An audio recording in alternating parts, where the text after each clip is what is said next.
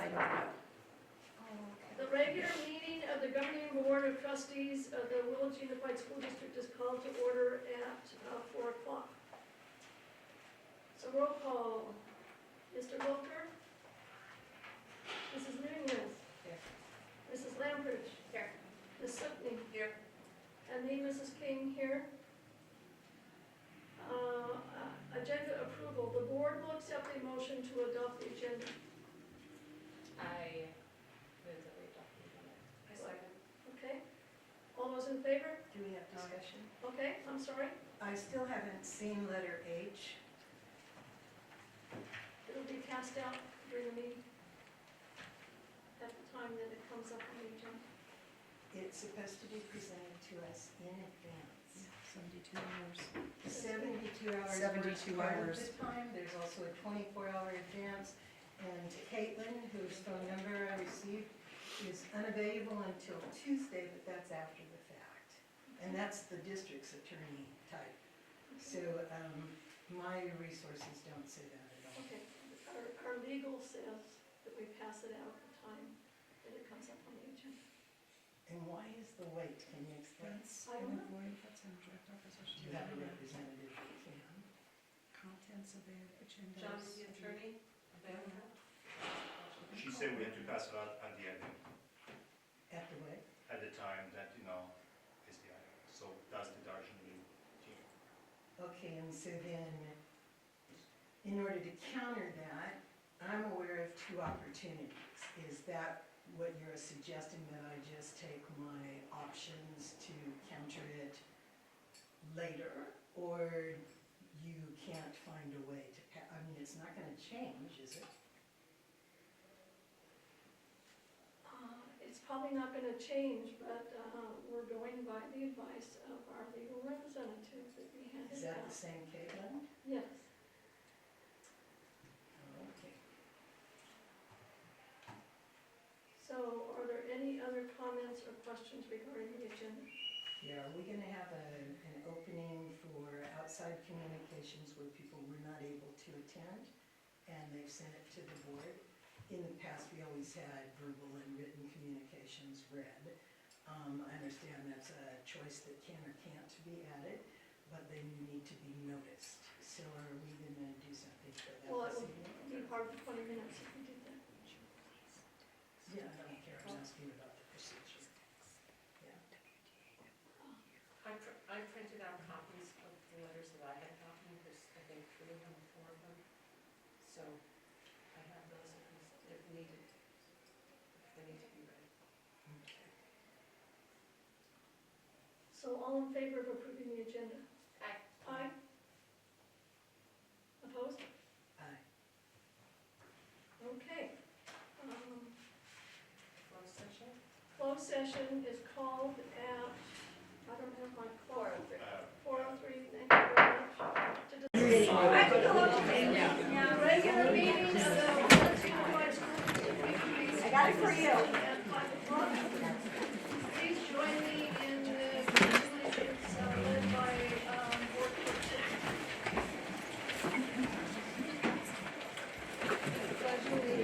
To the flag of the United States of America and to the republic for which it stands, one nation, under God, indivisible, with liberty and justice for all.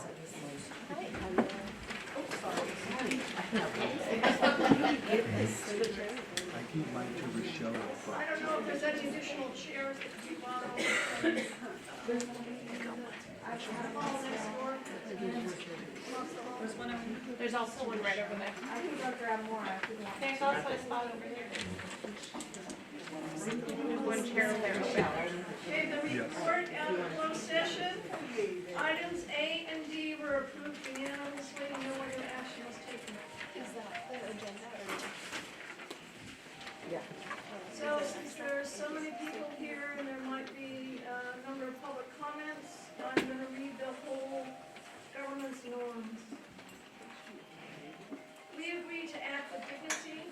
We agree to board ethical standards and behavior, including the government standards. We respect differences. We will respect dissenting opinions in a respectful way that encourage sharing of ideas, experiences, and knowledge. Build trust, we look for common ground, maintain confidentiality, and publicly support board decisions.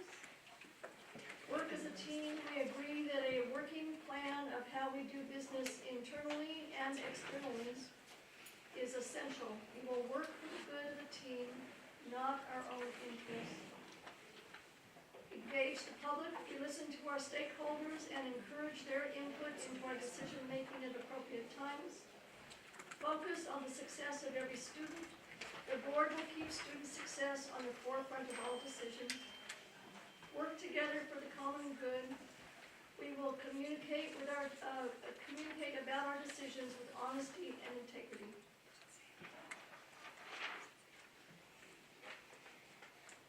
So we have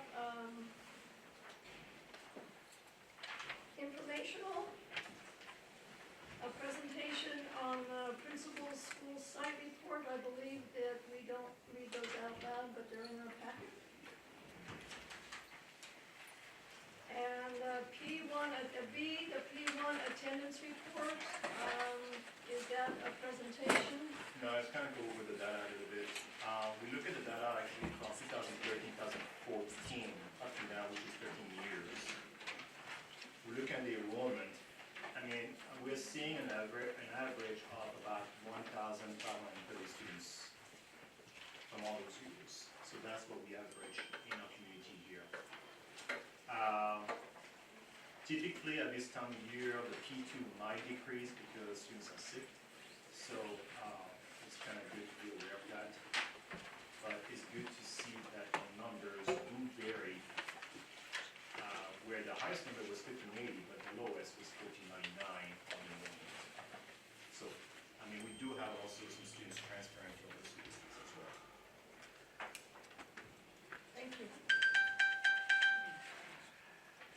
And C, the mid-year LCAP review.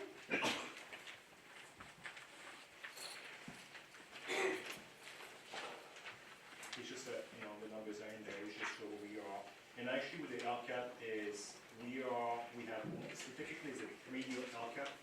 Next year, we still have to keep up the same LCAP we have at this time. The LCAP has not been changed for the last 10 years, so we've got some work to do next year. So we're gonna be revising the whole LCAP next year with a new 3-year LCAP. And one thing I wanna do, I wanna compress the whole thing into a smaller bucket instead of what we have at this time. So, but we have to stay what we have at this time, and we have to do a lot of cleanup. But it's should be extended to different areas. Thank you. So I guess there's a break, and it's a 5-minute break. So it's 5:05, so we'll be back here at 5:10. Meeting is 8:03 and 5:10. And so we'll go on with communications, with student board representative. Hi. I have a list of your things that you really want to visit, so I'm just going to start with announcing that our junior class is hosting a basketball tournament, which is going to be March 14th and 15th. So really, we just want a lot of people there. They're going to be fundraising for our prom that's going to be going on, but we just settled on the location for that as well.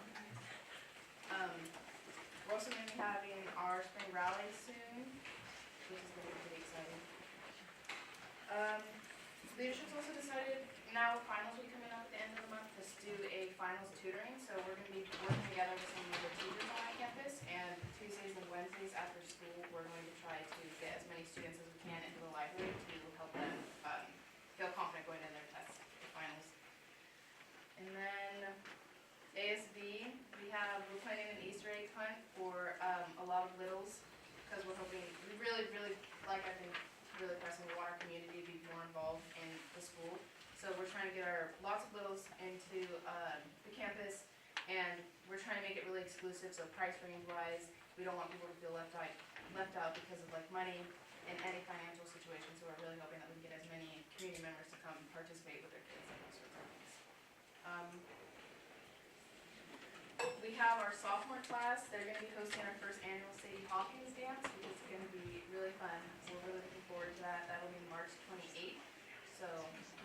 be sort of the opposite of normal dances, which I'm sure most of you know, but we're gonna be having, where the girls are supposed to be asking the boys. We just had, Willits, we just had our first blood drive of the year, and it went really, really well. We actually oversaw our goal of how much blood we wanted donated. We got 21 units of blood, which was really good. That did pass what we had set our goal to be.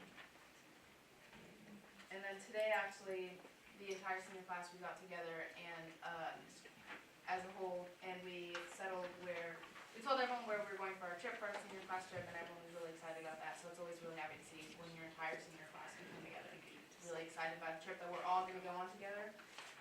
Where are you going? We're gonna be going to the Santa Cruz Boardwalk.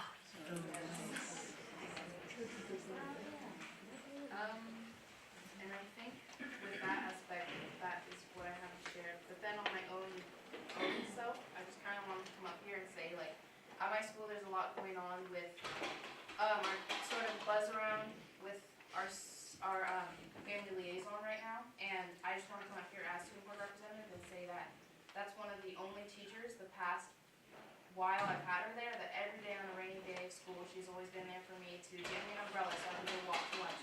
Always been there for me to communicate with. And I think it's super important that every single person here understands that if you want us as a community to be together, our students need to feel like they can talk to someone. And if they don't feel like they can talk to someone, because every student that's successful at Willits High has a student, a teacher that they can depend on. And if you're taking that away from the student, I think that's going to have really crucial impact on the students at our school, especially for native speakers.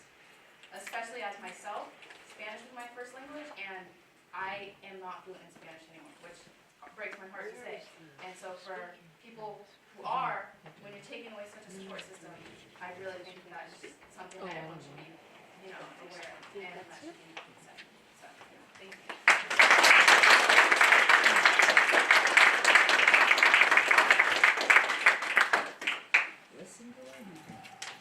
So, I think I'll go to you next, Jennifer, since you, okay. This has been a very exciting month for me, because in January, I got cataract removed from this end. And this past Wednesday, I got cataract removed from this side. And now, I wear reading glasses only. Yay. It's a whole new world. You go outside and everything is color. I can see the different leaves on every tree, instead of having to just be a green blob. So that's been very exciting. And I've also been working with the music teacher from junior high, and being on the music club for the high school. And I'm working with the one from junior high to see if we can get stuff going for music and games and language with the littles to start with, so that things become normal and the cultures become something fun rather than something threatening. And so that's my big project. Thank you. David? Okay, well, first I want to say, as always, I'm delighted to be here. And anyway, so last month, I actually spent less time visiting schools than I hoped to, but my wife is in the process of getting knee replacement. And because of that, I turned into a chauffeur in Dublin, so that's pretty good involved. But as you can see, presentation of Bechtel on the dangers of vaping, which I think actually the presentation was well done. And also, I hadn't been in a room full of 8th graders in a long time. Again, I just want to extend my respect to everyone who went through that much adolescent energy in one room. This is amazing. Beyond that, went to a few board meetings, Tuesday staff meetings, and actually, while I was, 3 of the campuses, and each one I could tell that, they were, good, clear purpose, and people were using their time. There was lots of great suggestions from throughout the room, and I'm glad to see that, from just a small snapshot I saw, that the Tuesdays were actually producing useful things that would benefit teaching in the classroom. So that was good. April? Good evening, everybody. Touch on a few things. I wanted to congratulate the basketball teams and the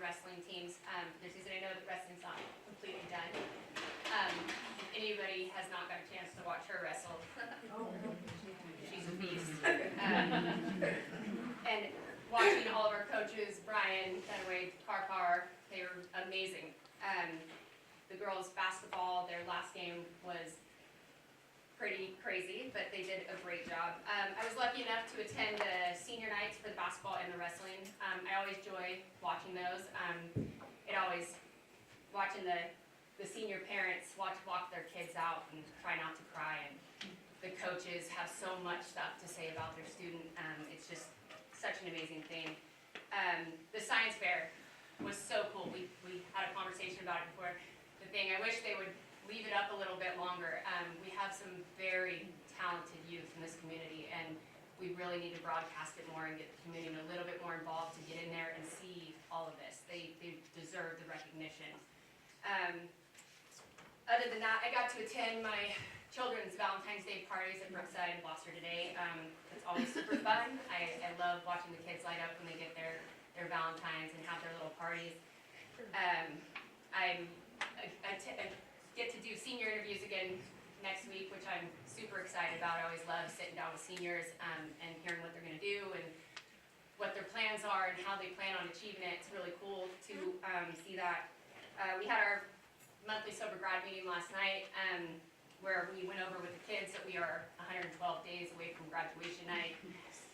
The kids are super excited, but you could tell they were all very nervous as they're preparing for all of their senior interviews next week. With that being said, I know tonight's conversations are going to bring strong emotions. Change, especially when it involves people and long-standing systems, is hard. I truly respect how much our staff, families, community care about our schools, and I want you all to know that I hear it. As a business owner, I've had to make tough decisions to keep things sustainable. Stability takes planning and accountability. Financial responsibility, unfortunately, is not optional. It is foundational. As a mom of 5, 4 of whom are still within our district, my oldest is no longer in the district. This is personal for me. I want strong, stable schools and a real opportunity for every child, including my own. None of these decisions are taken lightly. They're about making sure our district stays strong and that we keep focus where it belongs, on the students and their future. I hope everyone within our district enjoys their 4-day weekend. After tonight, it's going to be well deserved. And happy Valentine's Day. Thank you. Paula? Hi. I am especially happy to see all of you here, not just because there seem to be a number of topics to discuss, but because I have always believed you need to know what you're involved in. And this is the very best way to get as much understanding as you can possibly get without using every single minute of your whole life. I would like you also please to pay close attention to some of the changes in the public comment, number 14. In the past, topics on the agenda were discussed during that part of the agenda where the topic was being discussed, and the unagendized topics were usually taken care of right up front, which will happen right after our reports, so that people who were interested in getting something out up front that wasn't on the agenda would be able to do that and then go about their business. As you also know, I'm certain when there are public comments, the board is allowed to be very polite, thank you for your input, and that's the end of it, just so you're all sort of prepped. There is an issue that has now come up, I learned about it in December, that if you don't fill out a form, you can be denied an opportunity to speak. And I think that they're still yellow. And even though that hasn't happened in the 40-some years that I've been around here, it did happen once in December. So a person wanted to speak and they missed their turn during what is now number 14. And when the topic came up, they didn't get to speak. So you want to make sure you follow that. It's kind of a new change that there are a lot of things that happen, as you all know. Rules usually have at least a couple of loopholes, and it's always, almost always, up to interpretation. That's why, as has been stated many times, we have attorneys so that they can discuss things. The other bit of information that seemed really important that you would know about is what I'm gonna start telling you. I would like to strongly applaud Mr. Mansfield, Mr. Ludwig, Mr. Sandoval, and Ms. Cassidy for the, and if I mispronounce your name, Tony, I'm super sorry, so where are you, I don't even see you. But wherever you are, I don't mean to say your name incorrectly, or anybody's. But anyway, the point is, they did really well in following the law and ensuring the safety of our students during the ICE protests. For those of you that didn't know, the California California Ed Code and the various government codes require that middle and high school students are given one complete excused school day absence to participate in civic activities, such as protests. And as CSBA's legal reported in their reports that we get every day on the 2nd of February, 3rd of February, and 5th of February, our high school, and as they reported, okay? So our high school administration even took the additional steps to ensure a safe and secure designated area for students to go if they chose to stay on campus. Now, we were fortunate, this district is small. We didn't have any issues at the protests. There were none that I have been informed of. However, a number of administrators took their time, and a couple of teachers, I understand, although I didn't go and talk to them, went out to make sure that the surrounding and the area was safe. It's often difficult to designate a place, but our administrators did that, and they sent letters home, and they really took the job seriously. That's a really big deal since it hasn't ever happened here before. And I figure most everyone that's here that speaks Spanish also understands English, so I won't set that up for you. But if you want it, I've got it. I've been to Blosser and Brookside Site Councils lately. I told you last time that I'd share the budget information with you. I learned I can't share the budget information with you because it's not presented the way that I was accustomed to it being presented. It is instead represented in the LCAP. I know that we've talked about this on a number of occasions, but what you really want to do is pay close attention to what happens and is written up in the LCAP budgeting so that your funds will also go to that. For an example, as was alluded to, if you have programs for limited English speakers, you need to make that very clear in your LCAP, as well as making sure it will show up in your budget. Because when the two are together, they have to have the support because everybody wrote them up, right? And then those programs do not lose. And it is especially true that our students benefit. They benefit from preschool all the way through their educational career, in the high school at the very least, okay? So you just need to keep on that. When a committee's asked to show up, it's a good thing for you to say, yeah, I want to watch you guys do that. I want to read what you write, because it's important that you keep those things lined up. And especially Foresight Council, they have a better chance of receiving funds that they need to maintain programs if it's an LCAP. It has to be in that part of the budget. And where Site Council used to control that, it doesn't anymore. The general fund, or actually there are funding numbers. But in general, it's easier to understand if you just figure that, yeah, the district office will cover those needs. I'm currently a Beckel Grove rep. Although I strongly believe that we all represent the whole district, I must pass along the comments of a Blosser teacher from last week who said that their teachers so appreciate when a board member is on site, especially when they're on site and accessible, not just on site to deal with a personal need. I remember years ago, my colleagues and I believed exactly the same. We're at open house back to school night or just a day in the week, and you saw a board member and they'd say, so how's it going? They really were interested for at least a couple of minutes to listen to you tell them how it goes. And all too often, now certainly as you all know, the last few years we've had a lot of teachers on the board, and that's been a really big deal. Because it's almost like saying, just because you went to school, you know everything about education. Wrong. You know, I've had a ton of surgeries. I still can't be a surgeon.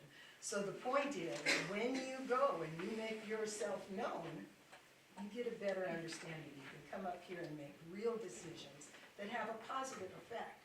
And there are a number of books out currently that make it very, very clear. Strong, positive feelings, high moral preferences, or moral isn't the word, but it's like the culture of your site or the whole district really makes a big difference in how students do, how the community does, and how we learn we are here to work together. It takes all of us. And so you need to know that in case you missed it. Anyway, still speaking about Blosser, I did have the good luck to go and watch Ms. Duran and Miss, I believe her last name is Stevens. It's Abby.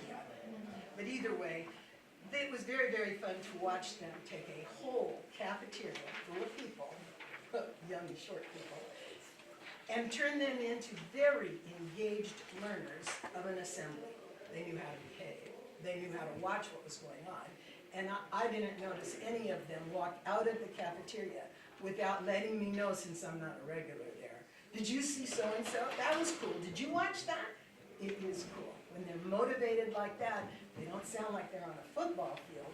They sound like they truly wanted to know what went on, who won what prize, who excelled in what area, and it's just really good, because that's what they need, to be intrinsically motivated and continue to go forward. I also had the opportunity to attend an ELAC-DLAC meeting hosted by Ms. Johnson. Thank you very much. It was certainly easy for me to see how the parents, I always say, could feel so comfortable around her. She made sure that she was welcoming and smiling, and although I don't know your Spanish skill level, actually I have an idea, but nonetheless, it was just very encouraging. She kept all the children very entertained while Ms. Chavez gave a whole bunch of information. We had the most parents there that had been there that had been to any of those meetings in over a year. And the truth is, it was just really good that a parent could walk into a place, listen to information, ask questions, receive the answer, and then feel, good, my kid's gonna do okay here. And many of our families only get that starting in the elementary school, and sort of like everybody else in the world, by the time the kid gets as tall as them, they're not quite as interested in what they're up to. Now, currently, there are two things left for me to tell you. One of them is that I really do feel that this is especially important. I feel it is especially important for everyone in our whole community, given the climate of education in our state, given the climate of people being able to work together. It is especially important concerning our negotiations and our negotiating styles. But most importantly to me, it is to remember it is professionalism first, respect right up there, and certainly transparency. When you don't have those, or are not fully certain that you're going to get them, it is especially difficult to maintain open and honest relationships. When you're talking about professionalism and respect, it is because you know very well the primary rule to understanding how to get along during negotiations is to know that everyone is on a level playing field, and that everyone needs to know that it is for the good of the whole. I also want to thank you very much to WTA's president, Mr. Bowles, for the very kind and gentle accounting of January 26th events.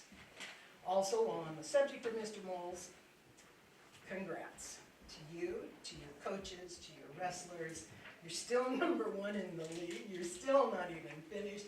And you still, except for maybe this minute, have a smile on your face when somebody says, hey, how's your wrestlers? And zonk, the conversation has started, And they always do this well. This is not a, oh my gosh, we're finally #1.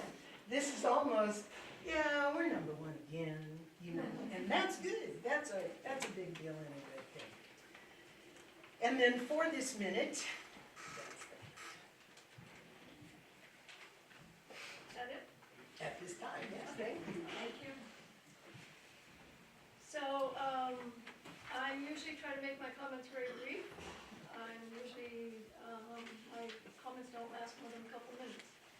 I wrote something else that I need to say to everybody. When I came into the onto the school board in 2018, Willits Unified School District had a 13% prudent reserve for economic uncertainties. A 13% prudent reserve gives districts about 2 months of operating expenses and allows districts to manage cash flow, mitigate funding volatility, address unexpected costs, save for large purchases such as school buses, and reduce borrowing costs. The California School Board Association recommends a prudent reserve of at least that percentage amount, though I have heard that at least a 20% prudent reserve is recommended for rural school districts. The state of California, however, only requires school districts to maintain a 3% prudent reserve, which shortens the district's abilities to respond to economic uncertainty. Again, the 3% is required by the state, it's not optional. One of the primary jobs of a school board is maintaining the financial well-being of the district. About 3 years ago, during negotiations, the Willits Teachers Association put great pressure on the district to provide them with a significant raise. The district was bleeding staff south to Ukiah as Ukiah paid more, though I understand we had better health coverage. So the district needed to improve the salaries of staff. Negotiations went back and forth. The district looked at what it could afford without losing its responsibility to maintain a decent prudent reserve.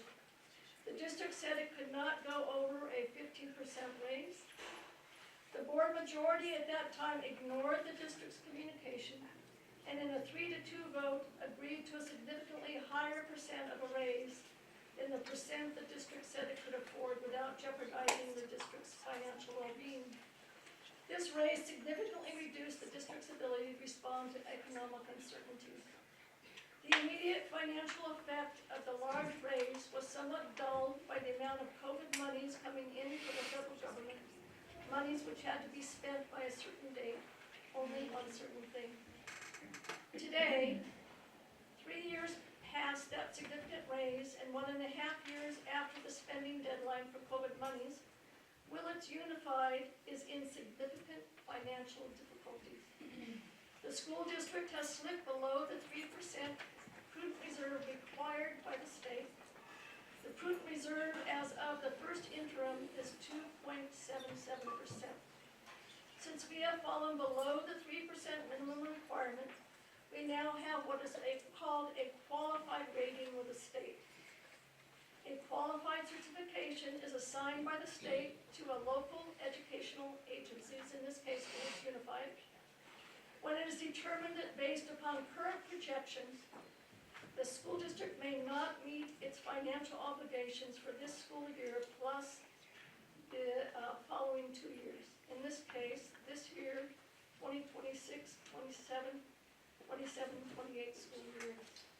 So that is where Willits Unified is at this current time.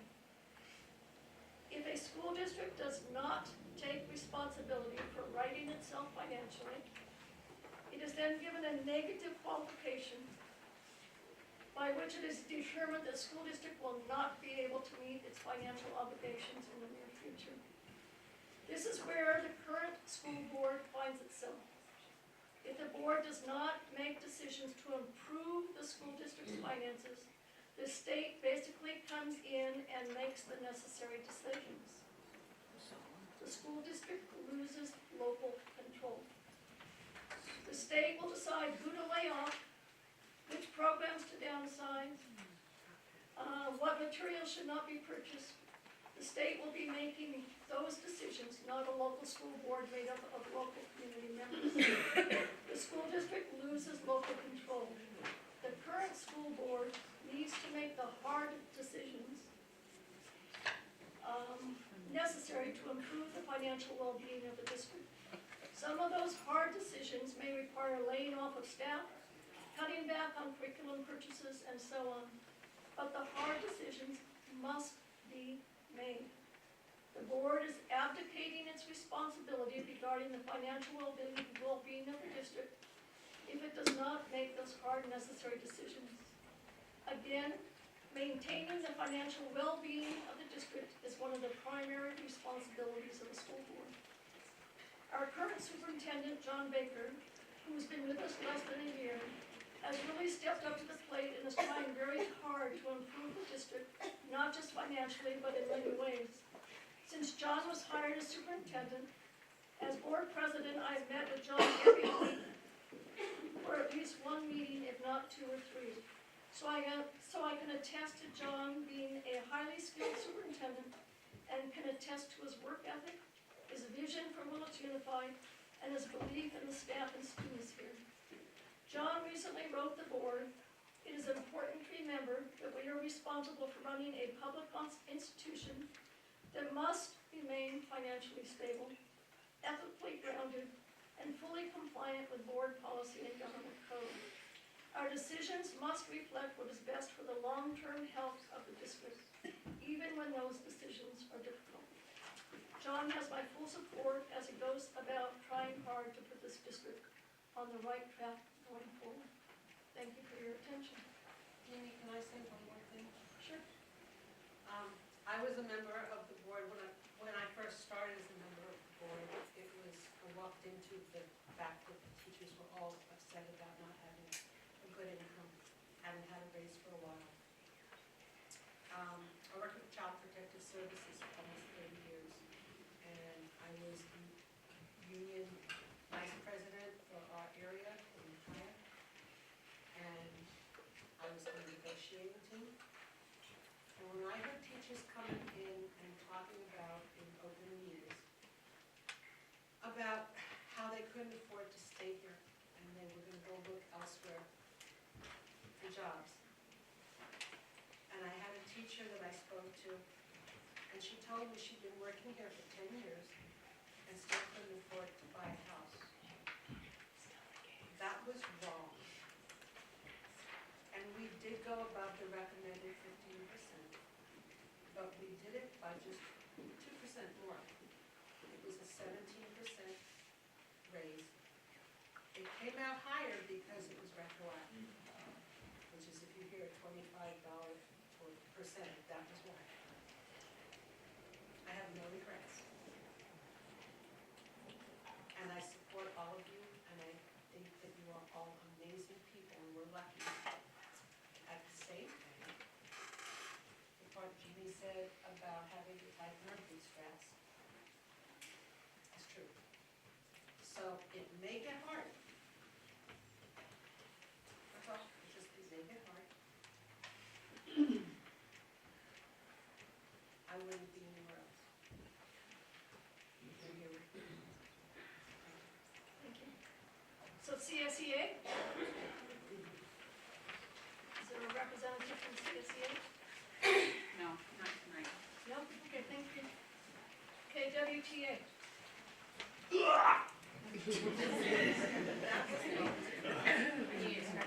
I do. I didn't even warm up for wrestling practice. Yeah, thank you. Welcome, everybody. Thank you for being here. First of all, I greatly appreciate your presence, as do some of the people that are going to be on tonight's docket.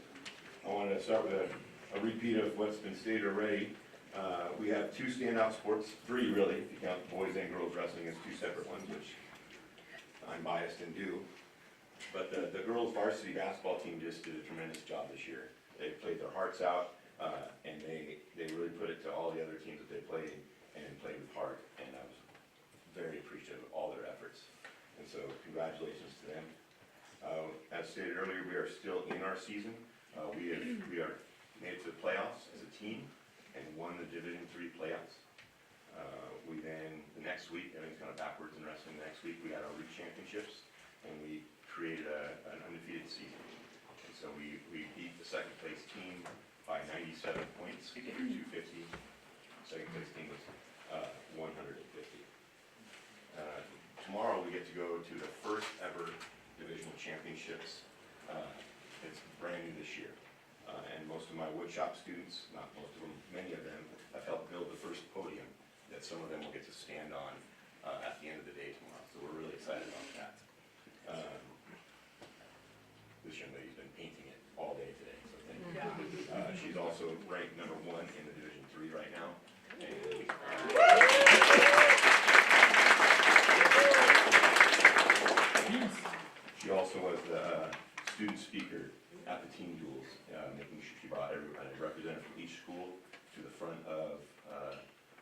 stage and read speech, reminding them that we're all here for the right reasons, which is to compete and to be equitable and to be fair to each other.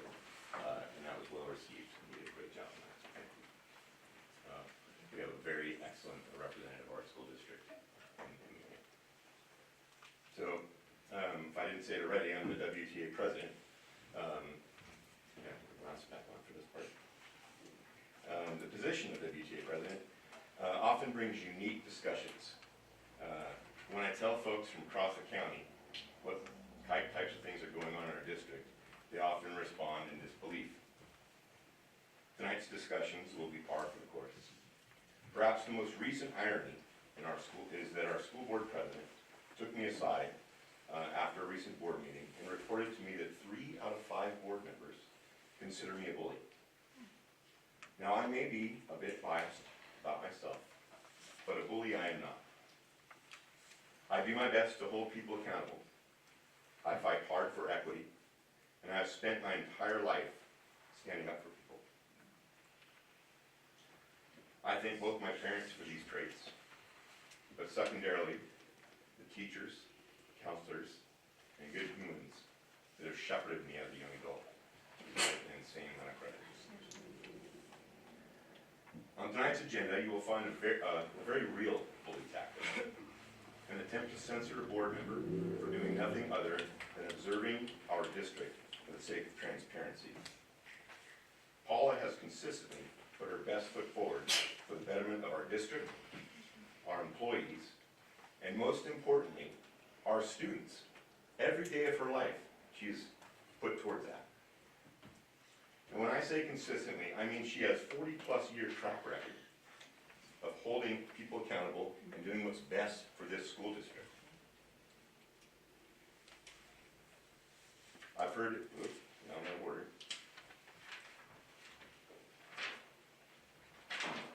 I've heard time and again that the board's job is to choose a good superintendent. While it is a top priority, you have been elected by members of this community that stand before you tonight to champion our students, our educators, and all of our support staff. Believing that you have a single job is actually why we are in the predicament we are in right now. I'd like to thank you in advance. Oops, excuse me.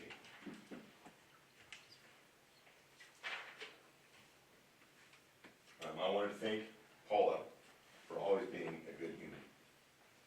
Speaking of good humans, the board is considering RIFs, which are reductions in force, tonight that directly affect the daily lives of our students and our community. Our family liaisons are vital to our schools. Our Brookside counselors, again, are on the cut list. If you'll remember, they were on it a year ago. They have been in purgatory for a year while waiting for the district to agree to let them into our union. We have, in fact, a PERB hearing coming up in March, which may very well be an after-the-fact scenario because of the dragging the feet of our district for these 2 potential members in our union.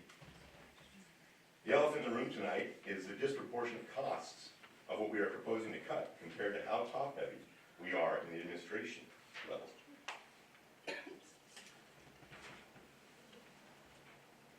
And I wanted to speak to what Jeannie King mentioned earlier.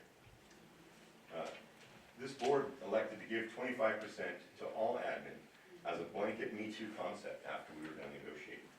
And Jennifer, the deal that we got was actually a 17 in year 1, and the rest in the year 2, we made a concession to allow the district to make a better budget over that time.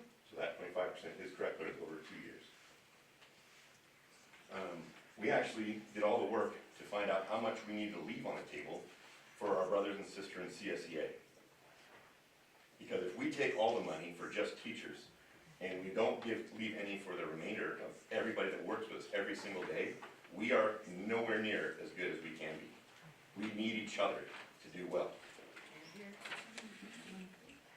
When you talk about 25% that was blanketed to the admin, I want you to remember that in every single year prior that I can remember, every single time we were done negotiating, WTA and CSEA, whatever we got as a percentage, you could add 1 or 2 percentages to what they gave the admin. And so over time, the disproportionate use of funds was consistently unfair. And then to apply 25% as a me too was a slap in the face as well. And further, I don't think that any information or responsible discussion was had as to whether it made sense or not.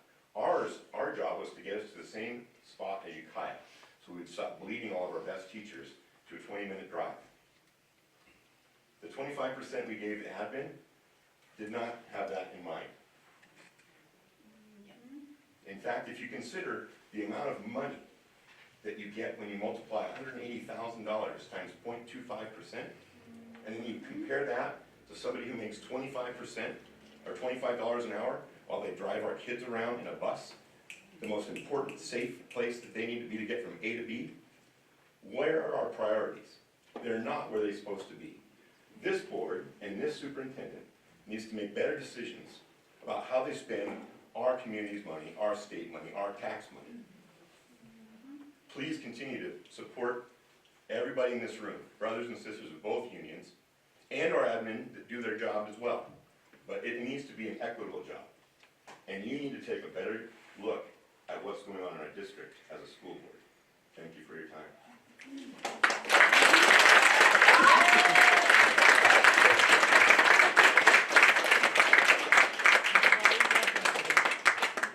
Superintendent Baker?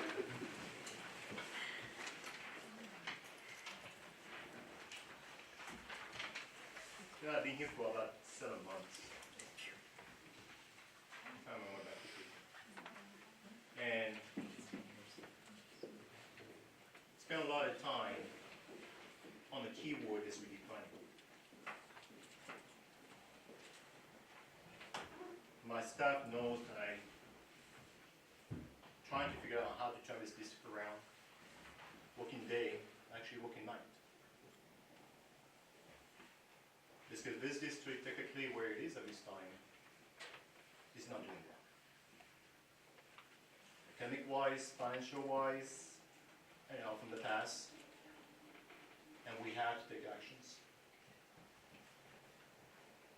So I wrote something, actually I wrote this at midnight.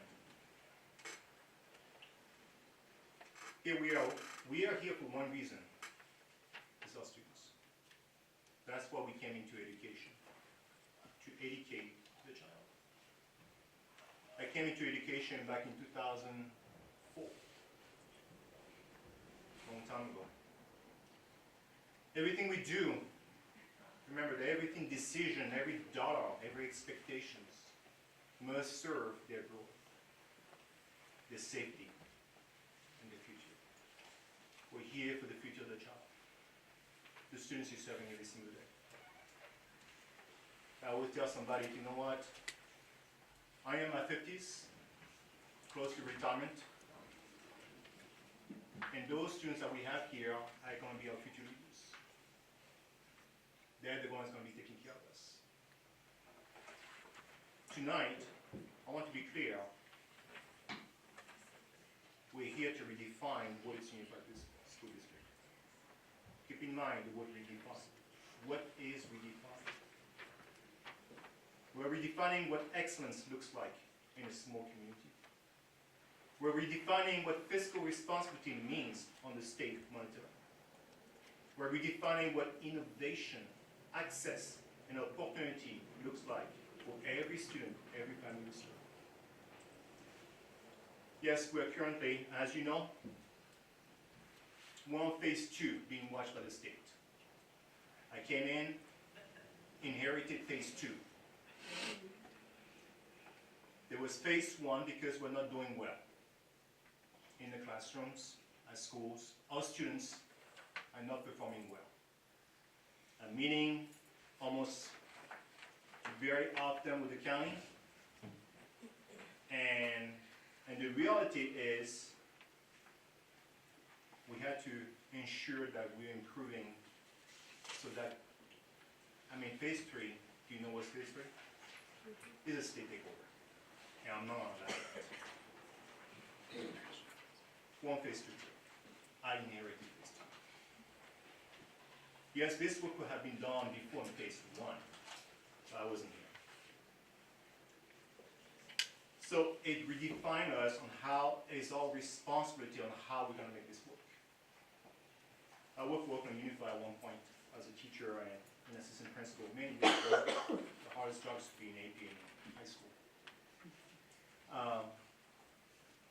And this, the school district was taking over. And been there, seen that, went through that, and it is hard.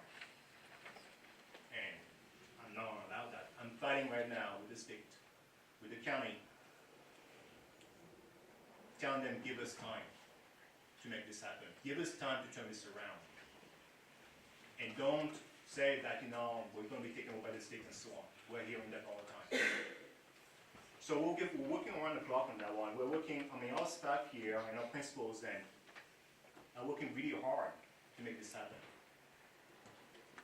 They went to a training today, all the way down to Kelseyville, to learn more about instruction in depth. What is instruction should be in a classroom? How do we redefine instruction in a classroom? What is this instruction happening in 2026? It's not the same as it was in 2010, 2005, when I taught under a whole different standards.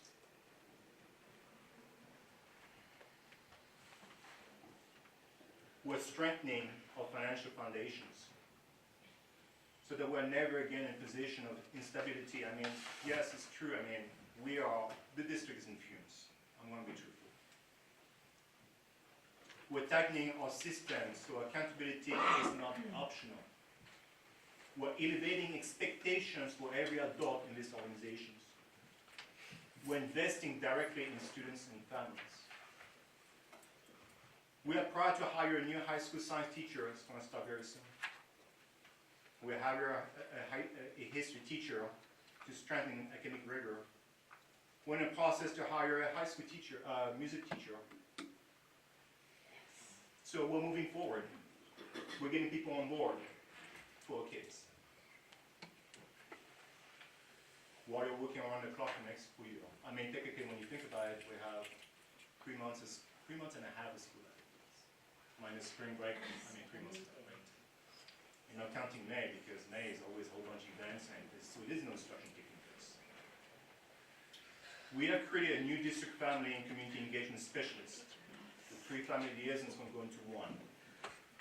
Because we believe in efficiency. I believe in serving the whole. I created one before to serve well and to partner with the local stores, the local community to ensure that all the families are being served properly. We want to build strong partnership with the families. We must provide meaningful support to families in Willits. In this role, we have ensured that they are informed, connected, and empowered. We're also looking to hire soon here an assistant director of maintenance and operation. Typically, we're taking 2 positions and from elevating the transportation lead position into a maintenance and operations buses. We're looking for skills. I'm looking for efficiency. So to strengthen efficiency and leadership in transportation and facilities. Operational excellence matters to me. I don't take less on excellence. Safe buses, maintain campuses, a responsive system are foundational to student success. When you think about it, Willits Unified, where it is at this time, there's always a repair has to be done. From Sherwood, all the way down here. Not too long ago, we had an issue at Sherwood. Took us a while. We have issues with the buses, stuck somewhere, not working, parts. We need to have someone to be an assistant director of maintenance and operation. We're also looking at hiring one counselor, a PPS counselor for Brookside, full-time. Because yes, we're taking one therapist, but replacing. So technically we replace. Replace with higher efficiency people. Credentialed counselor, all kids deserve a counselor. We don't have a counselor there. We need to have a counselor over there. So we're going to have a counselor at Brookside, we're going to have a counselor at Blosser, we're going to have a counselor, we have a counselor at the middle school, we have a counselor at the high school. It's everywhere. We're redefining the high school office structure to ensure translation services are provided and that all families, regardless of language, have access to information support. When I work with something, nothing is done just yet done. It is in me.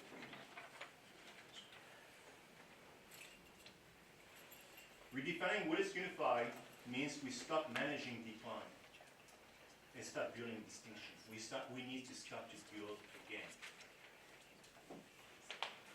It means we choose long-term, being sustainable over short-term comfort. It means we confront hard truth and make courageous decisions and stay anchored to our mission. We have a new mission and vision in place. I'm not waiting for the state to dictate my future, our future, your future. I've been there, I don't want that. We're building, and we're here to build. Some of the things I'm already thinking in my brain, and talking about it, and getting information around, trying to make it happen. One thing, I was thinking is like, how can we make it happen? How can we have a dual immersion program? I created a dual immersion program successfully in 80-20. I mean, it's 80% Spanish and 20% English in kindergarten, and you go 30, and then 60-40 and so on. We're looking at that. How can we make this happen? Because we want to have a district which is diverse, and we want to provide programs where parents, when they come in, say, well, I could choose this, I could choose that, I could choose that. It makes it appealing. A lot of parents are not coming to this school district because it's not appealing. There's not enough things. There's not enough programs. They're going to other school districts in the nearby. I see it. I know. I talk to other superintendents. I know.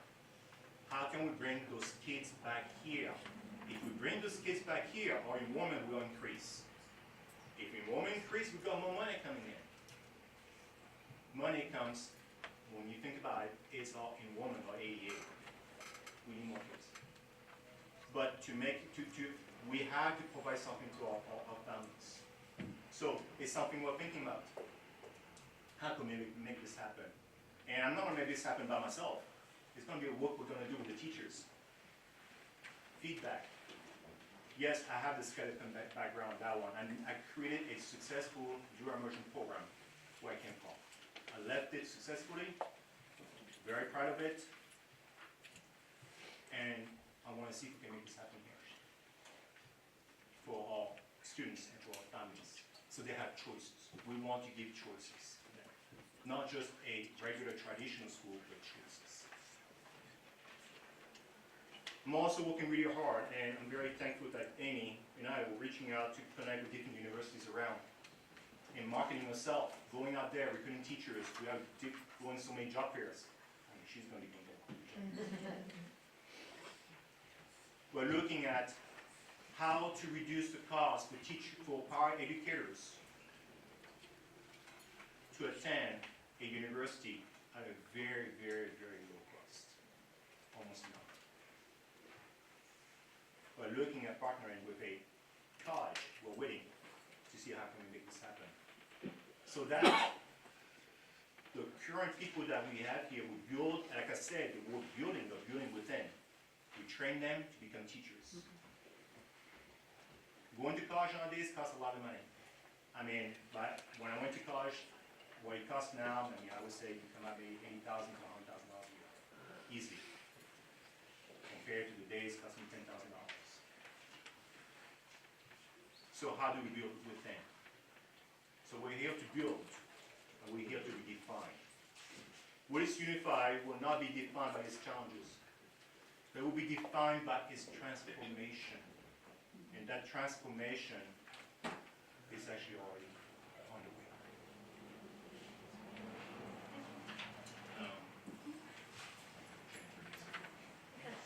So it's going to be a long meeting, and so we're going to call another break, 5 minutes, and it is 6:02, so we'll be back at 6:07. So I will ask if you have any public comments, as we obviously do. I'm going to read this, which is in my script. I'm supposed to read the comments. Members of the audience are invited to address the board at this time on each agenda or non-agenda item. The Ralph M. Brown Act and Board Policy 9323 limits the governing board's ability to respond to comments on non-agendized matters at the time comments are made. If appropriate, the board may direct the superintendent to follow up on topics brought up in public comment. Public comments are limited to 3 minutes per speaker and 20 minutes per topic. I was given our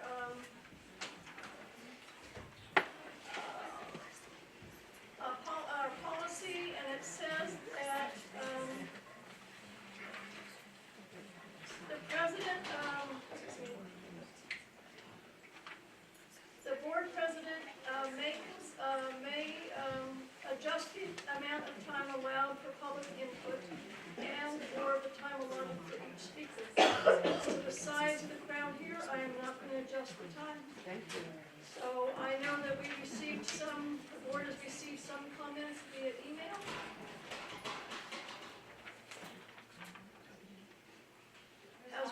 Received some comments by email, so if you don't have a chance to speak, you can communicate with the board your concerns via email.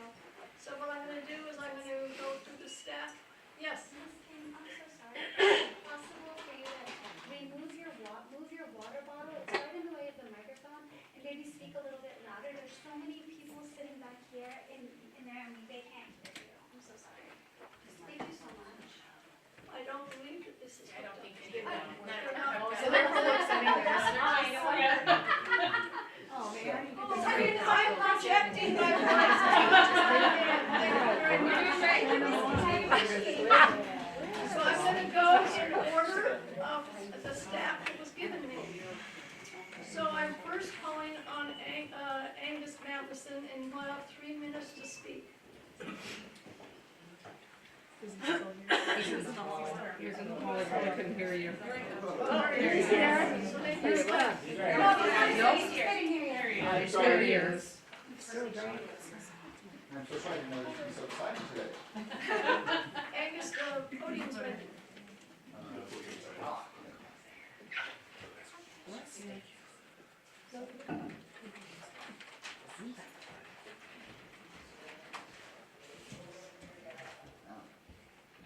I'll make this very short. Esteemed members of the Willits Unified School Board and other people here, I'm here to talk about the Willits High School schedule. Willits High School has a very unique system where students take core classes, science, math, and English, for only 2/3 of the school year, with a rotating 1/3 of the school year blocked off. This system is not used in the surrounding schools like Ukiah High School and Fort Bragg High School. According to the U.S. News and World Report, Willits scores worse in science and reading than Fort Bragg and Ukiah, and in science and reading, and worse than Fort Bragg in math. I think our students' learning would benefit from taking the core classes all year long, either as a trimester or a semester, but with no breaks in the core classes. Willits High School has a focus on CTE learning, which is great. We can have a curriculum that supports CTE learning, basic skills, and college prep. A schedule that's core classes all year long can support all of these. I wonder if colleges look at this unique system differently. Is it possible that Willits High students are being disadvantaged? The students only have 2 trimester grades instead of 3 trimester grades or 2 semester grades. The UCs give a transformation to make trimester grades into semester grades for GPA. Do the students use those? Could this unique system make it harder for students who do apply for college? I've heard it discussed that this system of blocks is to help students who have failed. Yes, the student who fails the first block can then repeat it in the second block. However, I don't think the system quite makes sense because only half those students get that choice.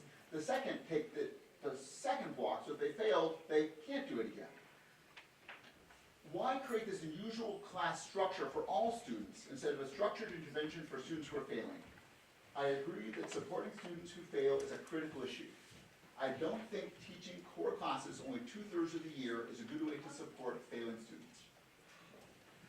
The option to have classes all year long might also help other core subjects, like social studies.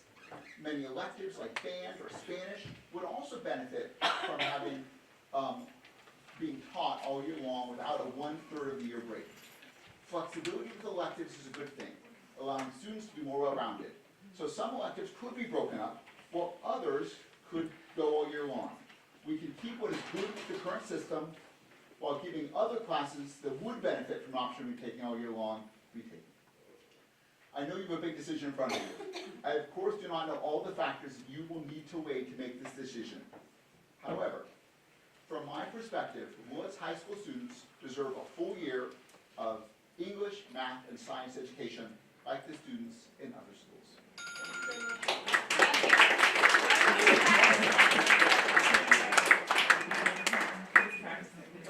Thank you. Thank you. So I have Amanda Laskovitz next, please. My name is Amanda Laskins. I'm in my 12th year teaching as an educator here. I also serve as the vice president of our teachers union and also as a contract negotiator.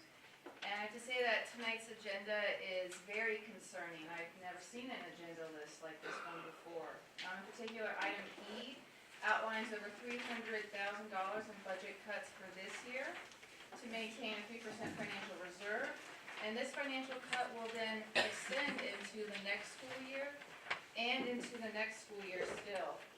I'm concerned that there will be more action taken to eliminate permanent staff of our teachers and also of our certificated staff. And the remaining staff will likely not receive a cost of living adjustment for the next 3 years. So what can we do? The people who will help navigate this situation are already here in this room. We all care about students. We've all already shown up. The solutions that we need to help us move forward are grounded in agreements. Solutions are grounded in agreements. And those agreements are made at the bargaining table. Our contracts require us to make agreements. And that's where the work will be done, at the bargaining table. That's where we are legally obligated to work collaboratively on solutions. So I urge us to move towards a shared dialogue at the bargaining table. We are in agreement to meet again on March 4th. I look forward to working on solutions that will help our students, our staff, our community. I would also like to say on the speaking cards on the back, it says that public input time may be extended by consensus of the board.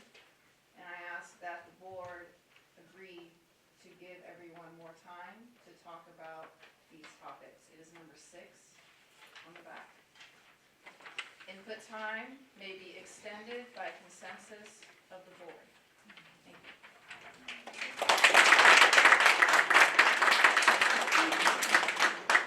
All right, I'll give it up to vote for the board. Who wants to give them extended time?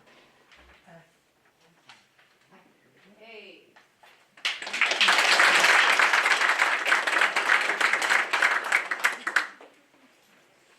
Okay, Conan McKay. Are we gonna be able to speak at the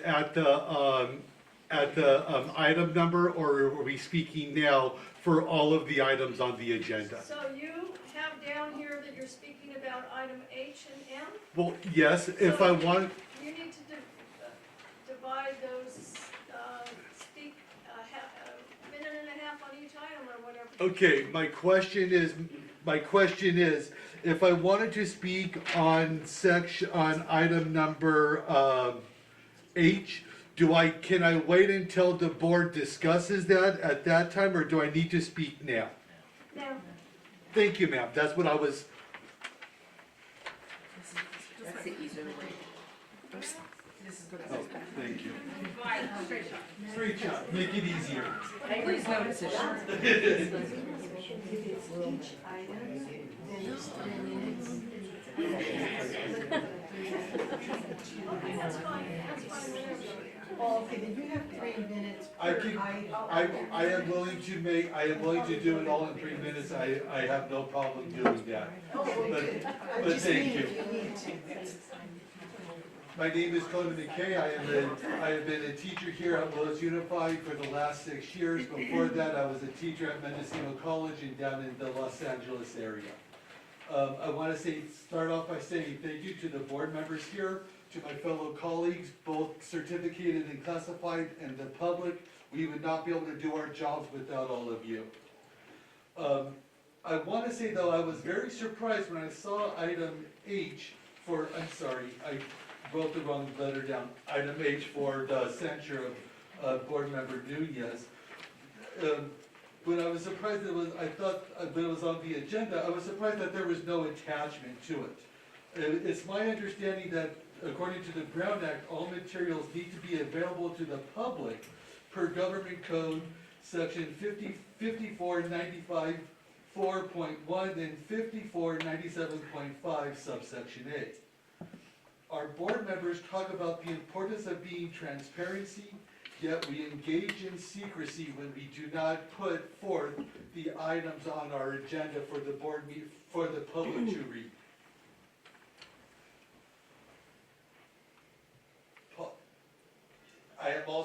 I'm sorry, I am also a negotiator for WTA.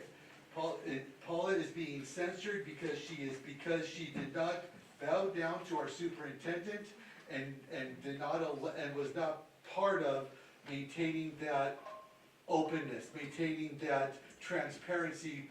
Paula was asked to be secretive as the board, so the message could be done, whatever. This censure is nothing more than an attempt to put a limit on how people speak, as well as this is a move to attempt to intimidate our public from supporting our Willits schools. Thank you for your time.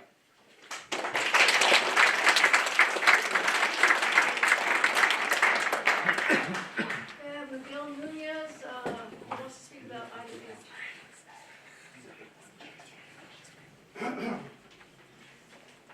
Thank you very much. You know, my name is Miguel Nunez, Willits High School night custodian.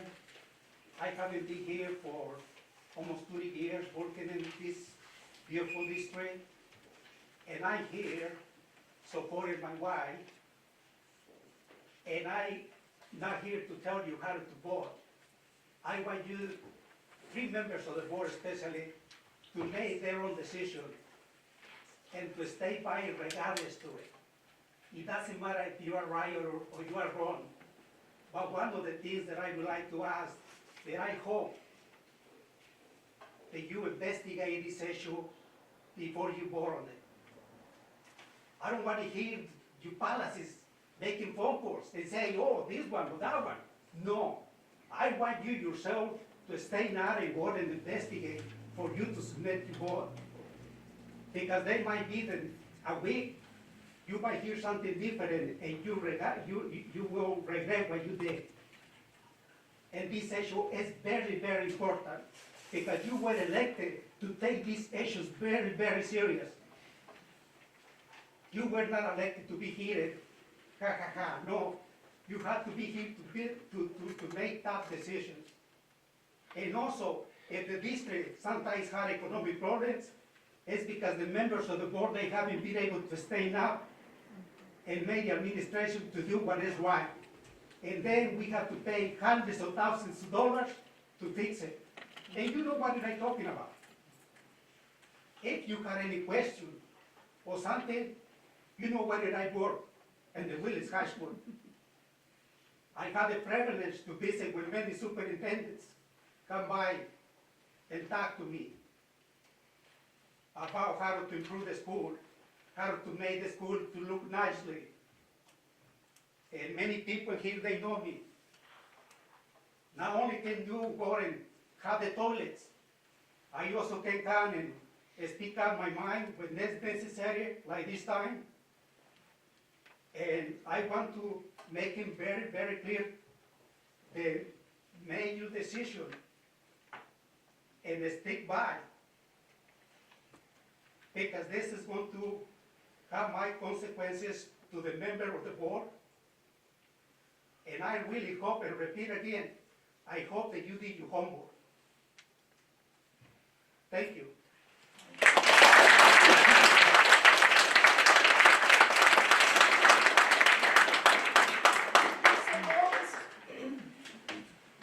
Lisa.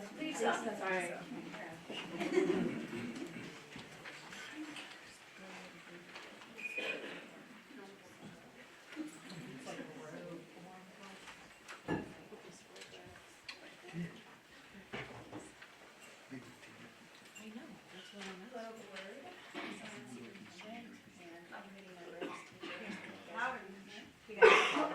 My voice is like, you're gonna have to bear with me, I have a cold, so. I would also like to speak to, item H, the censure of trustee Paula Nunez. I'd like to start by acknowledging that Paula Nunez for her continued interest in issues affecting our schools. I'm specifically concerned about the censure as listed on today's board agenda related to Paula attending a recent negotiations meeting as a silent observer. It is my understanding that as many as 2 board members may attend such meetings as long as they refrain from participating in discussion between the negotiation teams. Paula's censure is an inappropriate use of power and appears to be an intimidation tactic along with an attempt to humiliate her within our community.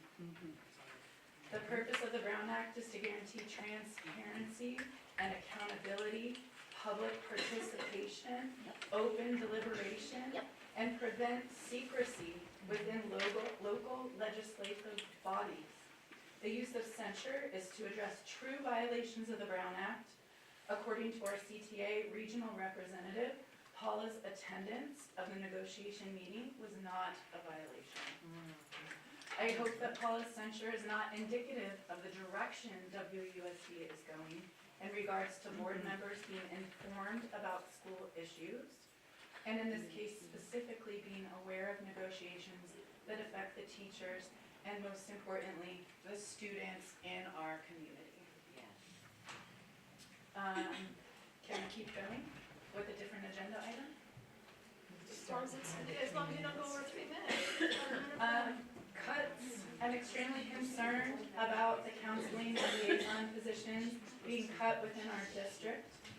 Our bilingual liaisons are instrumental in facilitating homeschool connections with Spanish-speaking families.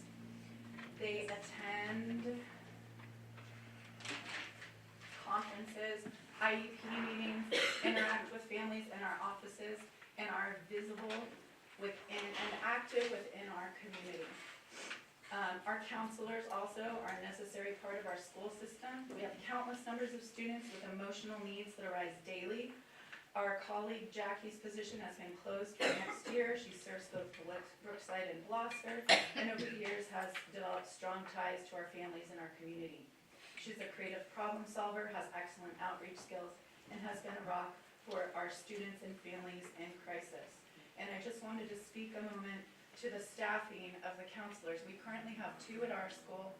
There are, Jackie goes between Blosser and Brookside, and Brookside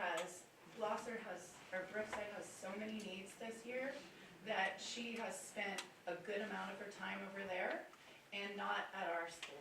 And we both need that many counselors at our sites to help our students, because that is how we are gonna raise test scores. That is how we are gonna create responsible community members. That is how we are going to make our school better. If we don't have the resources to do it at the ground level, where people are directly working with students, we are in big trouble, people. Big trouble. Thank you.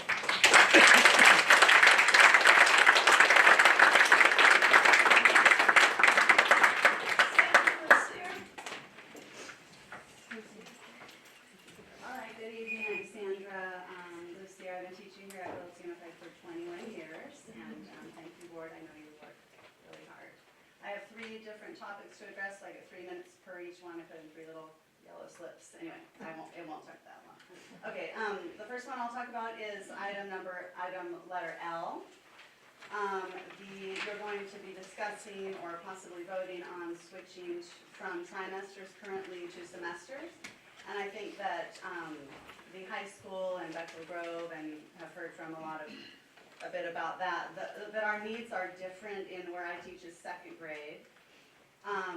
So needs vary between schools, but TK through 5th grade, has been doing really well with trimesters, and then I know maybe high school and Bechtel would be better with semesters.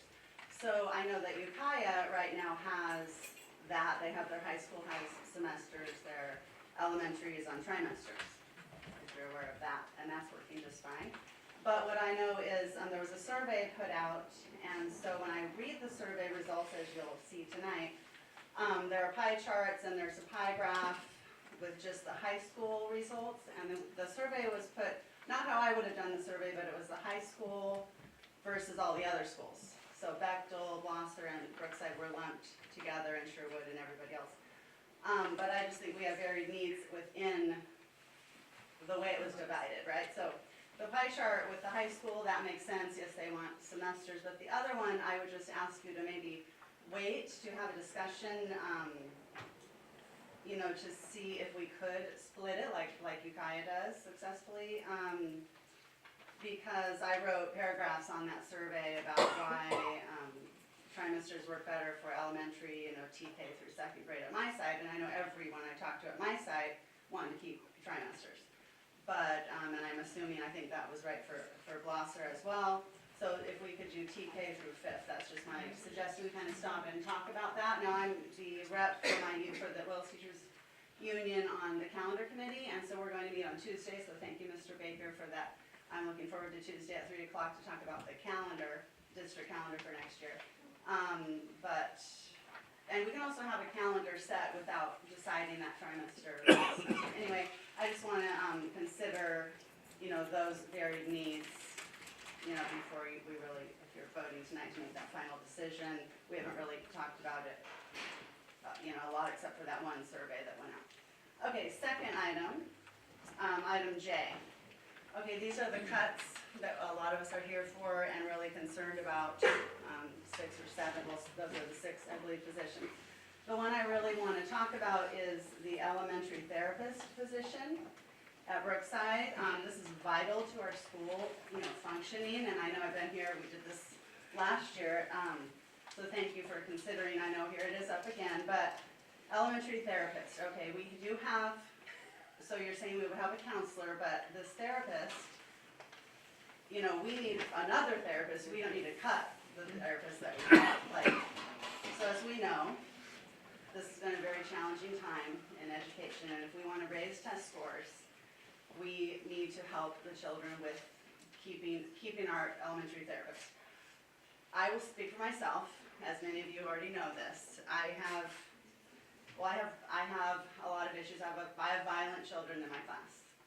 I was kicked last week by a student. I have a lot of support on my staff. I'm not saying, they are giving me, my principal, everyone that can give me support is giving me a lot of support, as much as we can. But I think cutting the therapist is really concerning to me. I think it's vital, it's necessary. We need more resources, not less. I think we all know that, but can we find another way just to keep our therapists, at Brookside and Gloucester, either sharing or how, but we can't cut any more therapists. Please, these children need support. Okay, the last item is item H. I oppose the consideration to censure trustee Paula Nunez. I worked here for 21 years. I have never had this come up, and I know that if she is observing as a neutral party to simply observe a negotiation for transparency, which we are for, we're not hiding anything on either side, we're, with respect and consideration for transparency, I think that she I don't believe she had ill intent to disrupt the process, and a meeting didn't even happen, actually. There was no meeting, right? Didn't happen. But I just want to say, I oppose the consideration to censure trustee Paula Nunez, and thank you for the time.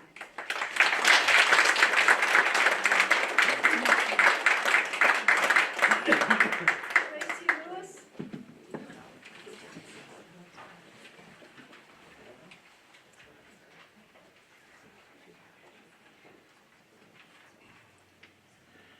Hello, everyone. Thank you very much.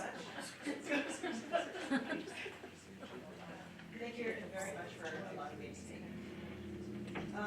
My name is Tracy Lewis. I am a computer science teacher over at Willits High School. I'm also a community member and the WTA treasurer. I'm here to talk about item H, which is the censure of board member Paula Nunez. The censure of board member Paula Nunez is unwarranted as well as premature. The situation surrounding her attendance at the negotiation meeting must be carefully examined, particularly in light of differing opinions on specifics of the Brown Act. Ms. Nunez was invited to the meeting to observe, seating herself away from the negotiation table to signify her role. This action was consistent with previous practices during the WSD negotiations and aimed at fostering transparency. The California Teachers Association representatives are of the opinion that the board member Nunez did not violate the Brown Act. Observers do not need to be voted in by other members of the board if their role is for observation only.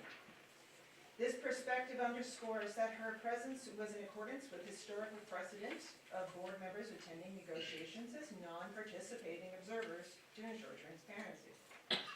In contrast, our superintendent contends that a violation has occurred. However, this position lacks clarity regarding the specific violations cited, which raises doubts about the legitimacy of his claims.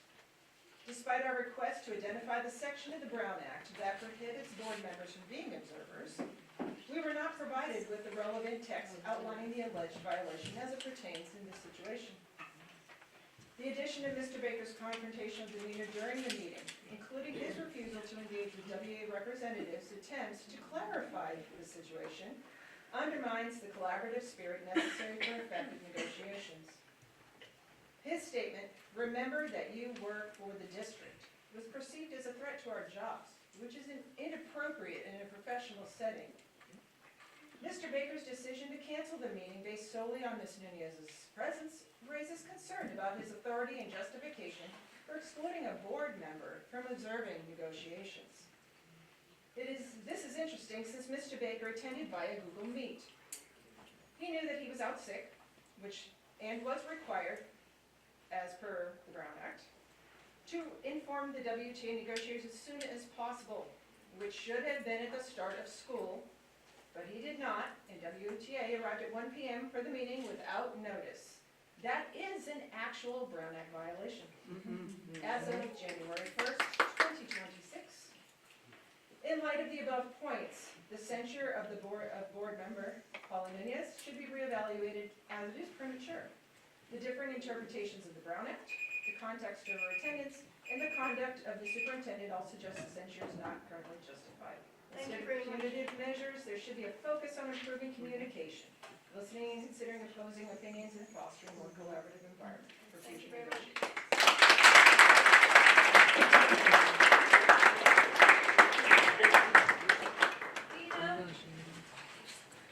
Louder? Dina. Hi,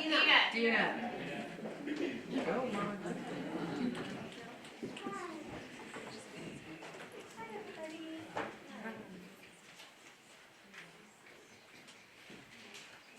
I'm talking on, what is it, E through J, and then also. You have HJL on your.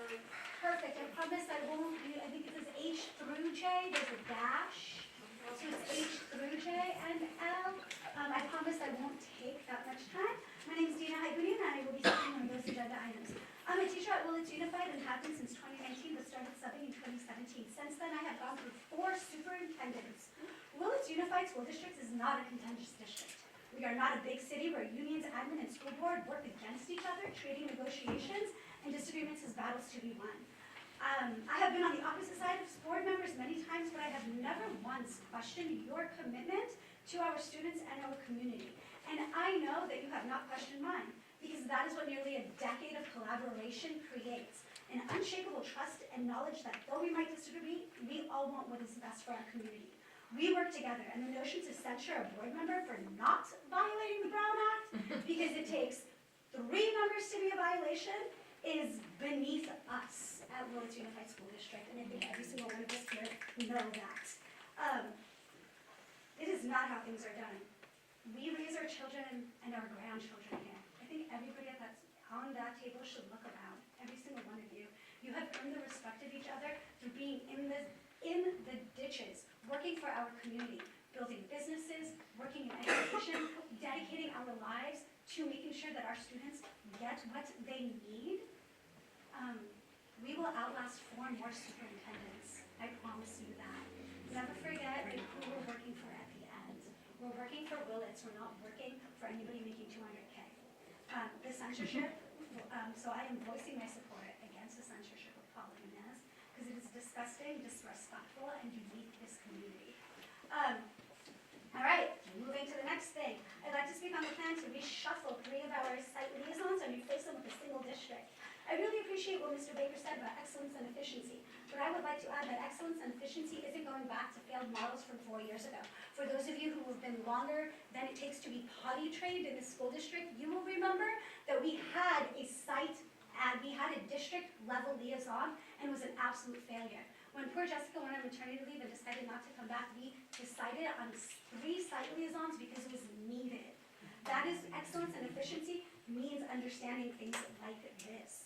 I remember when we had a district liaison, it didn't work. IEP meetings, parent meetings, suspension meetings, emergencies that would pop up, all had to be communicated around a singular person, and it was a nightmare.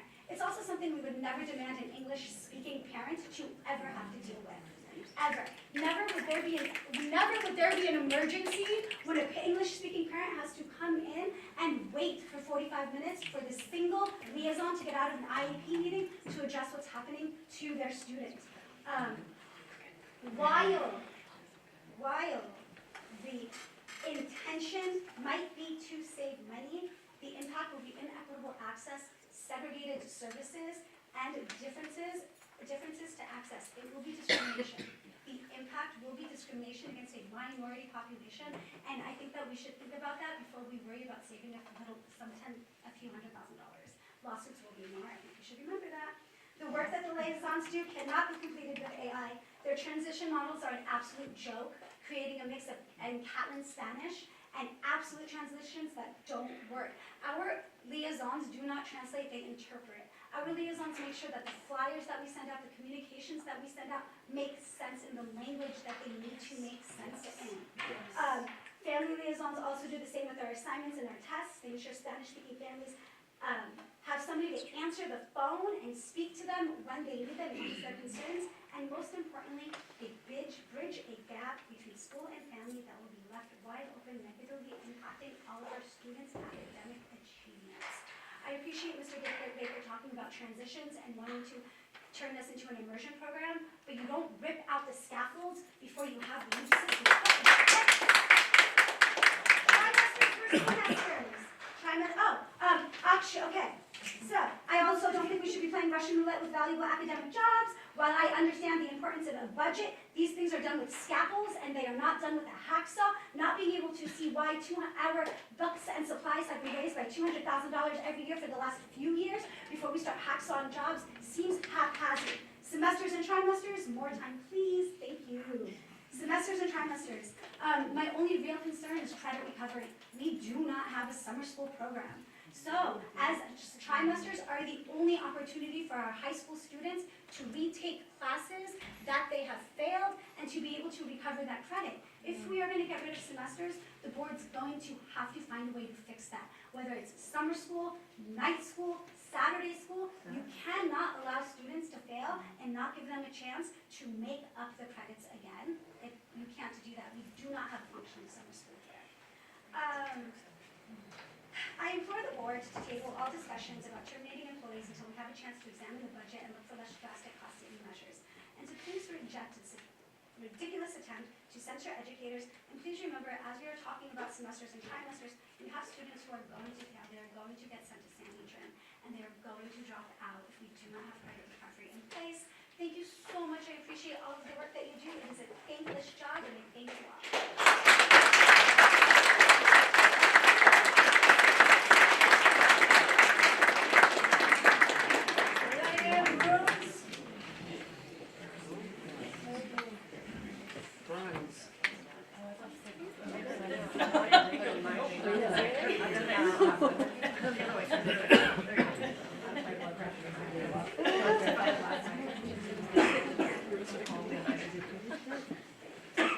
Hello, and thank you for your service. I am Diane Bruns. I am an education specialist at Bethel Grove Middle School. I am also a community member and a registered voter. I just would like to say to you, Superintendent Baker, that my learning disabled 6th and 7th, 8th graders are doing well. They have improved their reading scores by more than 100 points this year, and in some cases more than 200 points, and at least one 500 points. It has raised their confidence level, and they all have personal goals now to continue to work hard to thrive. I am concerned about the school board's consideration of the layoff of our program specialist, Dr. Lisa Duncan. Our district program specialist is essential to the health of our district and our school's ability to meet the California state education standards of preparing our students for college and career readiness. It is my view that this short-sightedness can have long-term effects for our community. In the short term, in the right now, the program specialist is essential, all caps, to keeping myself and my colleagues in compliance with state and federal laws. Eliminating this position leaves me, my colleagues, and our district vulnerable to expensive, stressful, and many times crushing lawsuits. Coming from a district who had many lawsuits brought up, yeah, you may not lose, but the stress it puts on the teachers and our administrators is just so much. Just the thought of a parent that comes disgruntled and says lawsuit, it can affect my entire ability to function. It is so stressful for me. I would like to say that my program specialist, Dr. Lisa Duncan, and yes, I say my, because at Bethel Grove we take ownership. And without her, more than 60% of my IEP meetings would not have an administrator. And you want to talk about stress? Try being there sitting with a parent when no one shows up to your meeting. Lisa is always there. She's always early. She always takes notes. She always answers all our questions about compliance. As a fairly new teacher in special ed, all these laws are confusing. I can always text her or call her, and she's right there to help me make sure that I am meeting all of those points that I need to make. Because I'm a person that wants to do it by the book. And if I'm not doing it by the book, I'm stressing out. Thank you very much. Your time's up.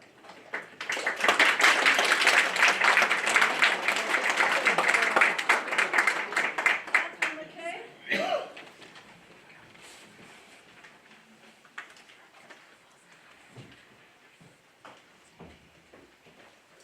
Good evening, I am Catherine McKay. I was privileged to join Willits Unified in 2020.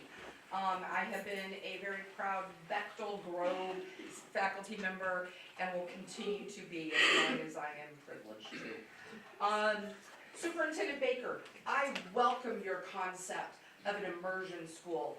I am a parent of a child who went through a dual immersion program from kindergarten through 12th grade. She graduated with her seal of biliteracy. The advantages that have presented to her are innumerable. The problem, though, as Dina addressed, we are ripping out the scaffold that helps our families with our family liaisons. There is a scaffold there, as we see with our students as they go through the immersion process. The same thing with our parents. The parents don't understand the language, not just the English language, but the language that we use within education. Now, as toward our small schools, I came to Willits because I also grew up in a small town of, at its biggest number, 5,000 people. My community of Trona has just experienced, my home community has just experienced a major hit where the major employer has just laid off 350 people. My hometown is dying. I don't want to see that happen in Willits. Now, in a small school district, every budget decision has an outsized impact because we don't have extra layers to absorb mistakes. That's why our spending priorities must be crystal clear. The classrooms first. When a district becomes top-heavy, at the district office level, the costs aren't abstract. It shows up as fewer adults on campus, fewer instructional supports, fewer electives, fewer intervention services, larger class sizes, reduced supplies, and increased burnout for teachers and support staff. The community experiences it as a district that feels managed more than it is supported. Administration matters, yes. Strong leadership and compliance are real responsibilities. We should be asking, however, though, are district level positions directly improving student learning outcomes and school site stability? Are they removing burdens from principals and teachers or adding new layers of meetings, mandates, and paperwork? I'm asking you, the board, to prioritize a transparent review of district-wide administrative staffing, total compensation costs, and scope of duties alongside the measurable impacts on school sites. Before cutting programs, reducing classified staff, or increasing class sizes, we must first ensure the district office is lean, accountable, and aligned with the core mission, serving our students.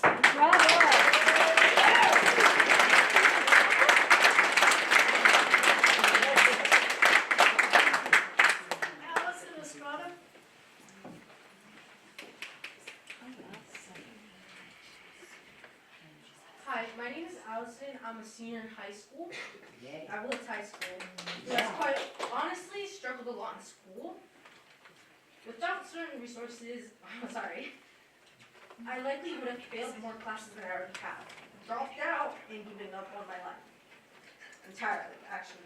It sounds really negative when I say it, but it's the reality. One of the biggest assets that I've had throughout my time in school were the family liaisons. Without them, my mom, who speaks little English, would not be able to know about my struggles in school. She wouldn't be able to know about what's going on in my struggles. And I likely would not have told her, because I would be here, getting scolded, as a kid does, So, when I entered high school, I would, not do my work, I would struggle, I wouldn't tell anybody. So, that's when Blanca came in. And she would call my mom whenever I needed to be scolded to do my work. She would call her, and she would pop in. She still does, actually. She still pops in and checks in on me because I still struggle. She communicates with me and my mom, and on behalf of us as well. Not just me, but as the entirety of the Hispanic community at my school.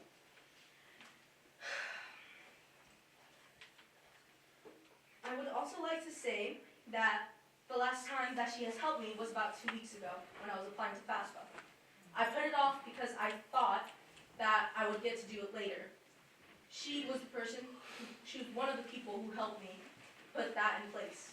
She got on my butt, and she got on my butt. It's honest. It's the truth. So I did it, and now I can graduate because it is a graduation ceremony.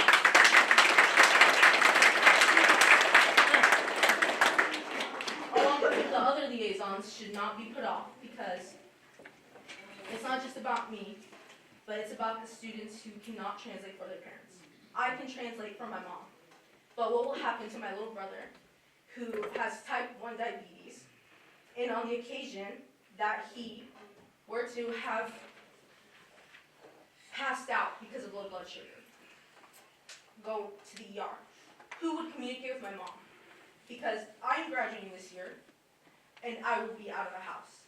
Whether it be at work, whether I study, or whether I enlist into any branch, I will not be able to help my mom. It is not just the case for my family, but it is also the case for many others who do not speak the English language. And I would like to see, as a person who speaks with the accent because English is not my first language, see another person who has one as well, take into consideration the non-English speaking community. That's all. Thank you y muchas gracias a todos los que han estado.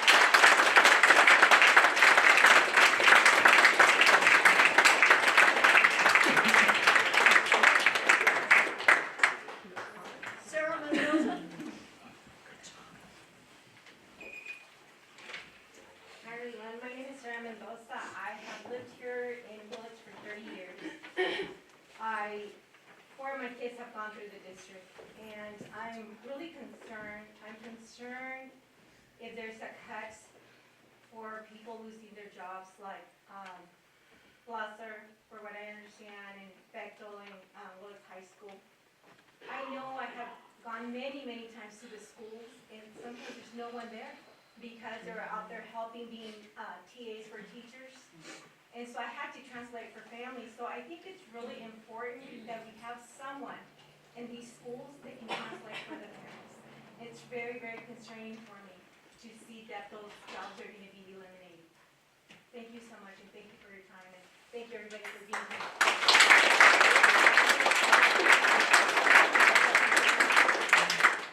Juliana Aguilar.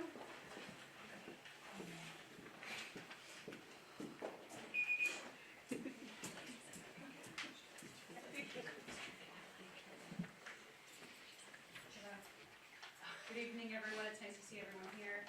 My name is Juliana Aguilar, and I'm an English language development teacher at Willits High School. During my time at the high school, I've seen firsthand how vital the bilingual liaison position is for supporting our Hispanic and Latino community and our students, of course. For many of our students, limited English proficiency is one of the greatest barriers to educational access. The bilingual liaison position exists to help remove that barrier, and it does so in ways that, quite frankly, no other role on campus can. So as an ELD teacher, I work closely with our bilingual liaison, Blanca Carrillo, to support our English learners. In this role, she provides academic tutoring, written and oral translation, and in-person interpretation during meetings, IEP, and pretty much whenever she is called on, which is all the time. She does way more than her job description, and she does an amazing job. She fosters ongoing communication with families, providing updates on attendance, academic achievement, student growth, overall well-being. The list goes on and on. She works closely with teachers and administrators every single day on the hour to support our students. And without this position, much of this work would simply not happen. One of the most important aspects of the bilingual liaison position is the meaningful connection that is built between our schools, our students, our families, our communities. At Willits High School, that connection has been brought to life through Blanca Carrillo's work and dedication. Our Spanish-speaking families know that they have someone at the school who understands their language, their culture, and perhaps even their experiences, which in turn leads to improved academic outcomes for our students. I have seen firsthand the tremendous relationships that Blanca has built, one is, just mentioned here, and there are countless others. I have seen it and I know it. She goes far beyond the basic responsibilities of her role as bilingual liaison. She has helped countless students pass their classes, not just EL students. Countless students pass their classes by providing tutoring and consistent encouragement. She ensures that students who might otherwise feel lost or disconnected at Willits High School know that they have someone in their corner. If the bilingual liaison position is eliminated, we're not just cutting a line item in our budget, we are eliminating a vital resource and a trusted advocate for our students and their families. For many families, the bilingual liaison is the human connection to our schools. Removing this position would create a significant gap in access and equity, stripping a vital resource for our Hispanic and Latino communities. Our students deserve that support, and our families deserve that connection. Thank you very much.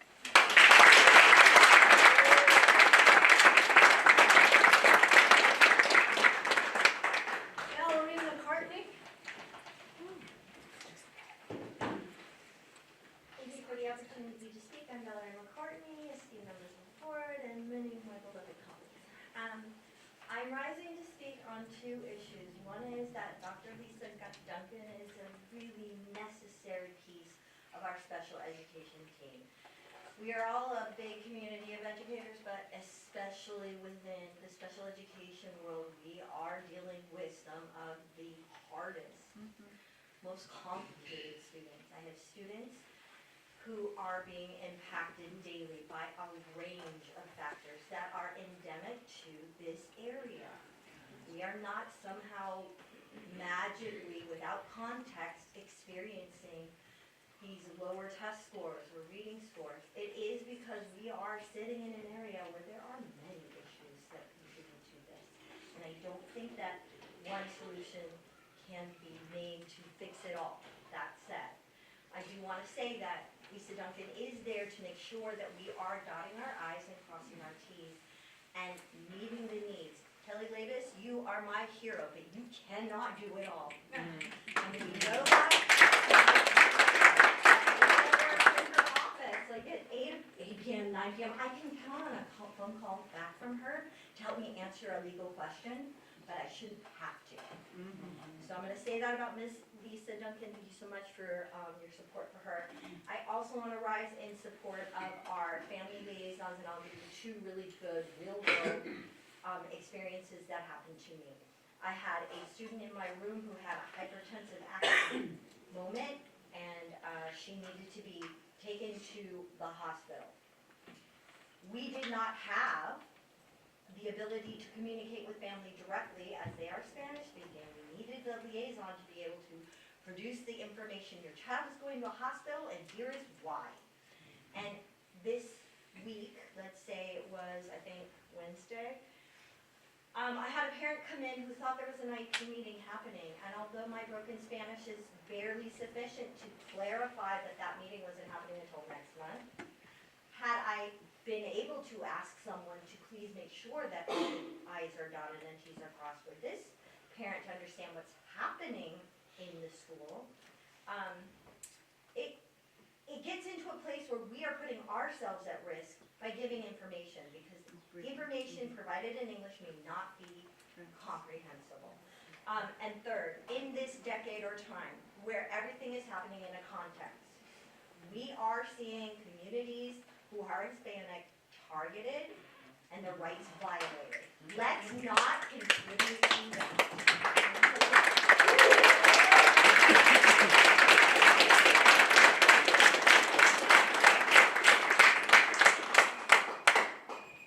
Morgan Shook. Hello. I was also up at midnight writing something and have scrapped it since then. Welcome to Willits. Hi, thanks for being here. We are top 3 in the bottom, ACEs scored. We have the most adverse childhood experiences. We need our counselors. Also, we're a small town dynamics. None of us want the state in here, but none of us want somebody who's acting like the state in here. Not allowing transparency. Here's where we are. Everybody's spoken to a lot of things that I really agree with, and I want to try and address, like, the money. Because lawsuits, right? Lawsuits cost a lot of money. Lisa Duncan, she saves our butts so often by being compliant. We need that. I would like for a full-time grant writer on staff. Go ahead and cut some positions, but one person writing some grants isn't enough. We need a full-time dedicated person going out and finding money for excellence, okay? You know, I want long-term solutions. We need to bring money in, not just cut. We can't just cut our ways out. We have to bring in money. And another option is housing. You've mentioned that we need more people here. So why not? A lot of regulations, a lot of zoning issues with the city council. I see a lot of passionate people. I see a lot of people fired up. Maybe we should also go to city council meetings and let them know that we need people coming to our communities. It's not just up to this school board, and I know you guys may have some connections that you might be able to work, because we need people here. Do what you can to get those guys to get their act together and not be complacent. There are so many vacancies. There are so many issues with building houses and things of that nature. So these are some solutions, because we need money. So let's get a full-time grant writer on there. If we can get that, I've seen like 3 superintendents since I started in 2020, and I've brought this up. Find the money to get somebody to get us the money. And please, use your connections to get more people to come here, because Willits is great. I don't want to have to leave. And I know you guys are doing your best. You're getting a lot of heat. But this is who we are. And we'd like you to be here for a long time, sir, if you can help us, build a strong community. Small town, treat us like a small town. Thank you.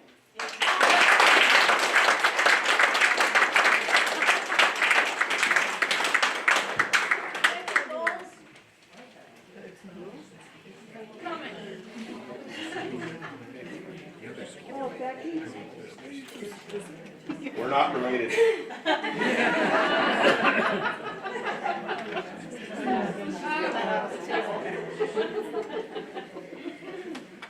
Hey, my name is Becky Bowles. I am the resident welding teacher at Willits High School. Our household has always believed in high-end reserves, and when we began negotiating teacher raises, we were told that we were overextending, and then we gave administrators more money. I have enjoyed the extra money, don't get me wrong on that, but we knew at the time that there was going to come a reckoning, and the reckoning is here. We ran a financial advisor out who would not say that what was being done was appropriate. We have issues with literacy and numeracy in our district that are way past profound, still not being monitored. If we remove our liaisons, they're not really liaisons, they are the lifeblood that makes things work. I've been at Willits High School for 20 years. It was not uncommon for me to have to drag the poor Spanish teacher out, or to run down to the principal secretary to find out how to deal with this huge problem I was having because I could not communicate with the parent. I don't have any problems with that anymore. I go to Paula, no, I don't go to Paula. I go to Paula Clark. If I go to Blanca, I said, what do you know about so-and-so? And she says, well, I was talking to so-and-so's mother and we're on this. And all of my problems that deal with 40% of our population are taken care of. And now we want to get rid of her? Well, come on. It's a poor direction. We have top-heavy administration. That's where we should be addressing these cuts, not with the people who work with our kids. Paula has been, now we get to the Paula part. Paula's been here for 20 years. She has always been the person that shows up at 6:30 in the morning and wants to know, well, what's going on here? And I can't imagine censoring her. I just can't imagine it. Does she want to know what's going on? Yes. Does she believe in transparency? Yes. Does she get to the root of the problem? Yes. But for doing her job, I don't understand that. I was intrigued that we have a counselor at Willits High School to deal with all the problems that I keep addressing in school. The kid that wants to end it all today, I still don't know where that kid goes. So if we have a counselor, I don't know where he is. We need to streamline our procedures. We need to adds people who work with kids and attracts administrators, and that is the direction we should be going.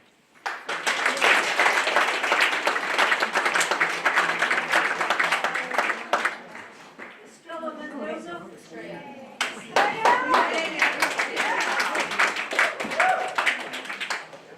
Hi everyone, my name is Estrella Mendoza. I'm a senior at Willits High School and I'm also part of the school site. I would first please like the board to just listen to mine, my friends, and my classmates' words today and really consider the position of our family liaison. I'm here today as a concerned student because Blanca, our liaison, is essential to our community and our student body. Whenever we need her, she's always there. With FOSFA just passed not so long ago, but my friend, she needs help. Her mom doesn't speak little to no English, and she was there to help make appointments with our college and career counselors, set up appointments to help guide through the FOSFA application. Without that, our students wouldn't have money to go to college. It would be stripping opportunities for our students. And essentially limiting our voices and our parents' voices and everyone who can't speak English. And I'm a shy person, but I believe this is a really essential topic and I wanted to speak out on it. She's always been there for mine and many other families. When my brother was here, I remember he was having trouble right before graduation, and she was there to help guide him. And I believe that without her help, I don't think he would have graduated. And right now, he's at an amazing college at Cal Maritime, pursuing his career in the Air Force. And I don't think he would be there without her. She interprets when our family's in it. She's there just to include everybody too. We had a dilemma with our senior hoodies not so long ago, not everyone getting their signatures, and she made sure to help get everyone's signatures. She helped find the people whose signatures weren't on there so everyone was included, not just Spanish speaking, but people with disabilities and everybody. And I think she's an important voice in our community and our students, and eliminating her would be horrible, it would be cruel. And I really hope you consider not removing her, because I don't know where I'd be without her too. Whenever I need help or if I'm missing something, she's always there. And she's always, Estrella, come on, you gotta get this done. Or Estrella, your mom told me you need to get this done. She's always pushing me and she's always pushing others. And I'm so grateful for you, Blanca. And I really hope she gets to stay in our community and our students. Because I don't know where me or my family, Allison, or my sister, who's just a little freshman, would be. So thank you, and thank you everyone for coming.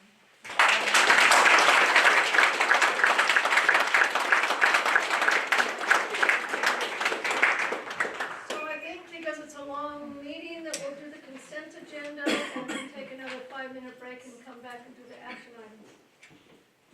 So, do I hear a motion to approve the consent agenda as presented? I move that we accept the consent agenda as is currently written. Do I have a second? I second. Okay. Do any board members have comments or questions?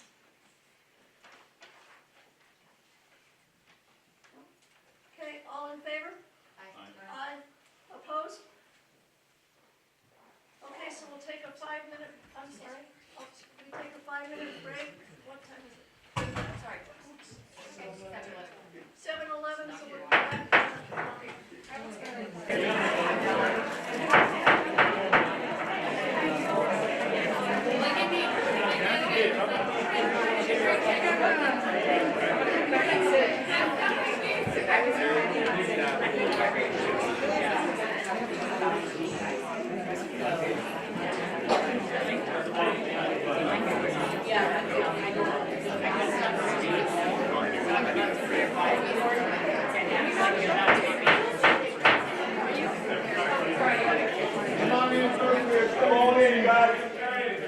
More chairs.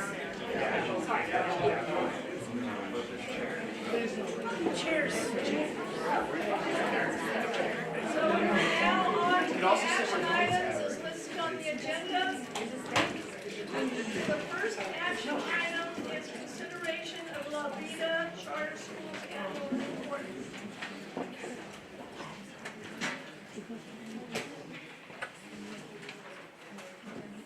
Hello, everyone. It's great to see you again. Really appreciated your comments at the beginning. Our heart goes out to you. We're struggling, the whole area, we're struggling with a lot of the same things, so I really appreciate it. And I'm here with Cynthia Weiser-Jevons, our board president. She has been with us for 20 years and has put in her resignation, so we're sad, really sad to see her go, but so grateful, and here she is tonight. So we had a good year last year. Our scores, we were able to improve our growth in math and reading, well above our goals. So we're really happy about that. We brought in, with the parents' support, some reading and math intervention programs. And they started strong and kind of, fell off at the end. But we think, it had benefit.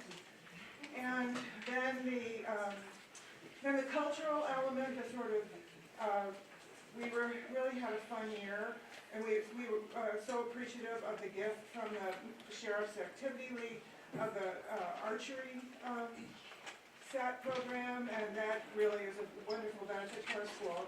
So now we have this great archery program, and we brought in, we're bringing back some folk dancing, and last year was the maypole, and they did a great job weaving in and out and all of that. So anyway, it was compared with Levita last year. Any questions?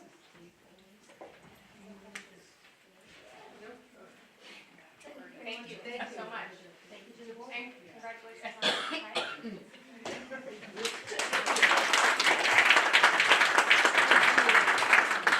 Do I hear a motion to approve the action item of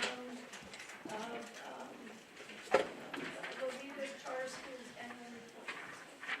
I make a motion to approve it. All in favor? Aye.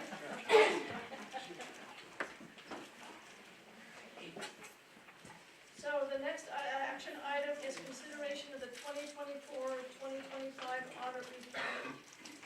Okay, that is me. I do have one of our auditors on Google Meet here. We were struggling to get him up on the screen, so I'll take him up there if you guys have questions. I have John online.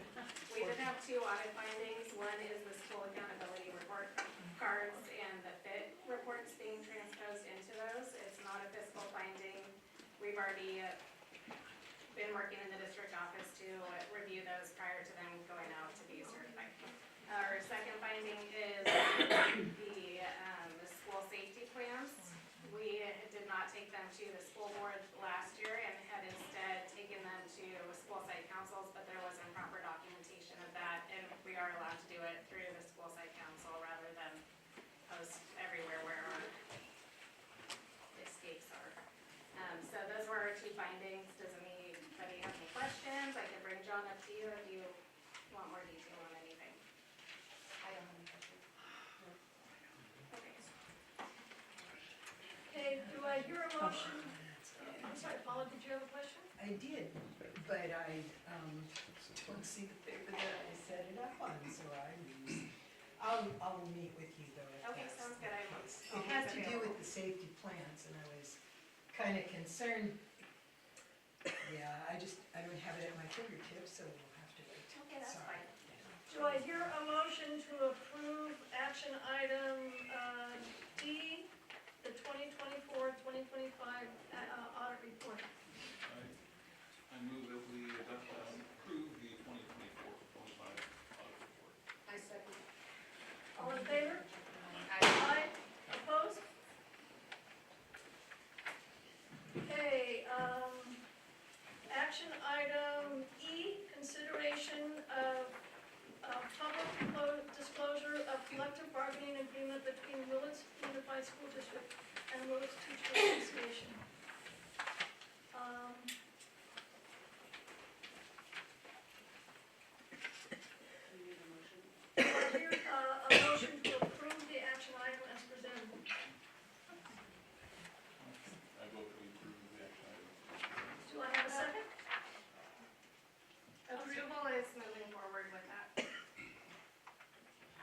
I'm sorry, what?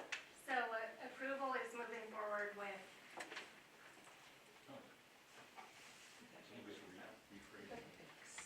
we should review it though and talk about it. You could give a report before it goes Yeah. up Okay. for the. Okay, so how about a report then? Okay, so part of, so it said the government code. Anytime any fiscal change is being made to a salary schedule, we have to present it to the county office of education, which is called public disclosure, and then it comes to the board. So the purpose of the public disclosure is to take the data and the fiscal change that we are proposing or that is being proposed and show if the district can or cannot withstand the fiscal impact of that change. So this particular public disclosure shows that the district currently cannot maintain that fiscal change. And that is what's being brought here. We're obviously still in the process of negotiations, but the district wanted to do due diligence and bring the public disclosure showing that data. Do any board members have any comments or questions? Okay. My concerns are, the information that the county office, the Mendocino County Office of Education received was that they took a report given to them by the district. They looked over the report they were given and they said, oh, okay, everything on the report is fine. They did not, and maybe I need to ask you, but see it as a question. It was not looked at from, here are all the numbers, here is all the money, here's everything, and now we're gonna run them ourselves and come up with a different version or anything like that. Now, I'm well aware, because I spoke with them at the county office, and I said, you know, that never happens anywhere, right? And I was told, no, that doesn't. Generally, whatever news comes from a particular site, a particular district, is the information that they take. And so it has nothing to do, my question, with doubting your skills or anything even close to that, okay? The only thing I need to know, or especially need to know, and I'm trusting it comes under the same spot, is that in the unaudited actuals, when those I understood last time, were the monies you were going to need to start for the first interim report, when that percentage changed, I need to know why. I need to know what happened. And I'd really like it if you could. There's a lot of misunderstanding regarding what unaudited actuals actually is. It is the closing of the books for the prior school year. First interim is a whole different fiscal year, so you're not comparing like to like when you're comparing the two reports. Unaudited actuals of the 5.17 reserve was the ending fund balance for last year, which carried over into the beginning fund balance for this year. With our revenue and our deficit spending, our expenditures, the 2.77 now is our NATO projected reserve based on the adopted budget and the data at first interim. So the 5.17 is from the prior year. It was the ending fund balance. It has nothing to do with 25-26. So my understanding from them, because I sort of asked almost exactly that, because I understood from you from the meeting 2 months back, that what we ended with is what we started with, and from there, we went through adjustments. What I had trouble understanding was the part about when you're supposed to start with a 5.17 in this case, and it ends up starting with a 2.77. What calculations, what things did you subtract, so to speak, to lose that 1.6 or whatever So it didn't percentage? change, the starting fund balance didn't change. Those are two ending fund balances. So the 5.17% was last year's ending fund balance. Right. This year's beginning fund balance. You take into account our revenues and then our expenditures, and then you have the 2.77%. If you were to look at the same report, the unaudited actuals, there's also the projected budget for the following year. At that point, it was a little bit over 3% for 25-26, and because of decreased LCFF funding and a few increases in benefits and salaries, our reserve is now projected at 2.77%. Okay, so what is concerning me then is going to be how the government is, our governor has set up in his budgets, that there are funds coming into the district, or going to come into the district, most likely earmarked for special ed. And that being the case will free up, I would imagine, it's the encumbered, That contribution to special ed, that is absolutely true, but as of right this moment, that's not happening in this fiscal year, that's projected to happen in next fiscal year. And we can't make now decisions based on money we might get next year. although we are doing that when we say that the third year out, we will definitely not have any amounts of money to use, because it's always, I mean, the 40 years I've paid attention, we have never once been the same on the third year projections as what in reality happens for the third year. That is true, it is a projection, however, it is based pretty static upon right now. So the only things I remove are one-time funds that we're receiving right now. However, next year, our governor could say, oh, here's a grant for you, here's this one-time funding, and then that will be built into the budget. So it is all projections in the third year, but it still needs to be taken seriously and budgeted accordingly, because the expenditures we have now, we know those are just going to grow. Salaries are going to increase, benefits are gonna increase, STRS and PERS are going to increase, health insurance costs increase, lights and fuel increase. So we have to take that into account. Yes, we might end up with more money in the third year, and that would be awesome. We'll adjust that as soon as we know that, though. And so when that adjustment is made, is any consideration given to it going back to where it was supposed to be in the first place? What concerns me a lot is that we, as a district, for a long while, have always decided that, okay, I'm supposed to get this much money, and it ends up that this much shows up. But the things I was supposed to pay for back here, I didn't pay for, so we just skipped those because I didn't have the money. And now they get spent on something else. And I'm real concerned that that trend doesn't slow down. District takes its financial responsibilities and commitment very seriously, and although some things can't happen right this moment, it doesn't mean they're not going to happen. So what are you suggesting, or can you suggest? I don't think it's appropriate for me to suggest that here. We do have negotiations scheduled, and we can discuss it then. Okay. Okay, then you're real well aware of situations with negotiations and the kind of language that went into it for the 3.0 reserve and things like that. And I should 3.0 just, reserve is a state mandate. There's Yes. not much wiggle room there, so. okay.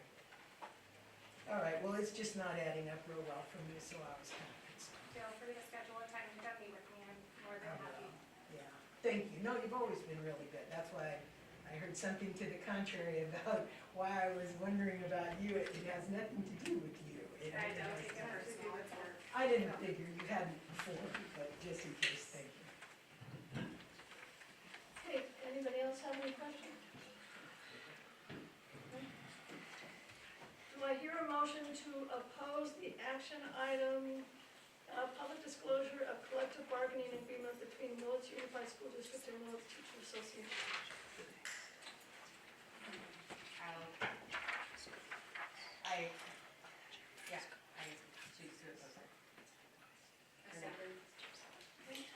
All in opposition to item E? Aye. In favor? No, I'm not clear on what it means to. I might have messed that up, I'm sorry. You're not approving E, isn't that what We're we not sort of approving made? Not Oh, okay, so can I understand what the consequences for that are? Well, the vote's You may already, just go the to- vote's already been made. It's 2 and 2. No, it was 4. All of us chose not to accept E. Yes. Okay, so that's, Except you. yeah, I'm sorry. I don't know how I can accept or not accept unless I know the consequence for the thing. There's no- Well, we could have gone and talked to the superintendent about it. Oh my God! Oh, my.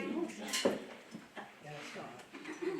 That's fine. I can be an abstention. Okay. Okay, consideration of resolution 2025-26-3, confirmation of authorized tri-counties bank designees. Do I hear a motion to approve the action item as presented? Okay, I propose that we approve the confirmation of authorized tri-county benefit. All in favor, are there any questions or comments? No, no, it's fine. All in favor? This is a resolution and needs to be a roll call vote. Okay. Paula? Aye. April? Aye. Jennifer? Aye. David? Aye. Jeannie? Aye. Any opposed? No. Okay, then we're on to item number G, consideration of resolution 2025/26-4, participation in Staywell Health Plan JPA. I have a lot of questions. I have answers. One question. I promise I have answers. Maybe we have Okay. questions first. Okay, it's my understanding that Staywell no longer exists and we are no longer participating in it. So Staywell and the insurance coverage is dissolving. Yes. However, insurance companies are allowed up to 1 year to place claims. So we have to continue to be a part of Staywell and manage the runout costs for the next year. So ideally, Staywell will end with a zero balance. Any money that's left will come back to districts. There might be a situation, honestly, where districts have to pay, but at this point, our fiscal situation with Staywell is looking a little better, so. Okay, so rumor is that about the deaths of Staywell are apparently exaggerated. No, the Staywell is dissolving. It was voted to be dissolved. But like I said, insurance companies have up to a year to make claims and get their money. But to be clear, participants that are currently involved in Staywell, because they have a year's transition, need to pay their premiums and do all that, right? Yes, so we are not going to be receiving insurance coverage under Staywell. We are moving towards RESIG, which is a JPA under CIS, which is a very large school insurance group. JPAs are the best way to go, in my opinion, just because they're nonprofits and we see the increases, but we also see the decreases, and we have to set the rules. So it's my understanding that this year transition doesn't cost the district any money, is that correct? As of right now, that is correct. Meaning they're not paying premiums. We will no longer be getting, we're not paying our premiums to Staywell. Staywell is done. So who We are are they? paying our premiums to RESIG moving forward. I think they're confused because they're thinking it's now, it's for next year. It's for next year, yes. Right. And so for next year, you're going to have to, I mean, basically my bottom line concern is that if RESIC is going to be less expensive than what people have been paying, as well as the district, for Staywell, then that will have to be a negotiated adjustment. And if they're going to not be more expensive, then that too would have to be some sort of negotiated change. As of now, I can say there are plans that are more expensive, there are plans that are very similar, and there are plans that are less. As of right now, it does not look like there are any that are going to fall under our caps. Maybe we can definitely see savings. I personally am going to choose their cheaper plan for my own family. But yes, any of those things would need to be renegotiated if there were material changes to the cost of our insurance. Okay, when does the district learn about that? You know, like the differences between enrollment. RESIC and the other two that I understand might be So I considered. have shared out the rate sheet, so a lot of people have seen those. Anybody in the Staywell group, if I missed anybody, please reach out. I'm sorry for bombarding you lately. I will be sending out the rate sheet with just RESIG rates on there, and then I'm going to want everybody to give me input on what their number one choice would be, so that way we can take that data and do it for the county. So it's my understanding that if we vote on the affirmative, we're affirming the one-year transition period to get off of Staywell Health Plan. Yes. Which is More nearly of over, an is that the case? administrative. I'm sorry? Which is nearly over, I mean, we only have to the end of this year. No, I think it's for next year. It is for next year. It's for administration of the Staywell group that has existed. We need to keep it in maintenance until that 1 year period is done, because the operations still need to continue. Also make sure the claims go through. Yes. Because some people may have claim in June. Insurance can get their money. They do. So we want to make sure that we have something in place. So we are not paying Staywell. We're paying Resig, and that's moving Starting forward. July 1st. Starting July Starting 1st. Okay, I couldn't seem to get the dates. Yes. Okay, so do I hear a motion to approve, a resolution 2025-26-4, participation in Staywell Health Plan J. I'll make a motion to approve it. All in favor? It's a resolution. I have to, Paula, we have to, Yes. okay, April. Yes. Jennifer? Yes. David? Myself, yes. Okay, now we're on to item H, consideration of resolution 2025-2026-5, censure of trustee Paula Nunez. So I have the censure paperwork here. You need to know that as a point of order, it is illegal for us to receive this late.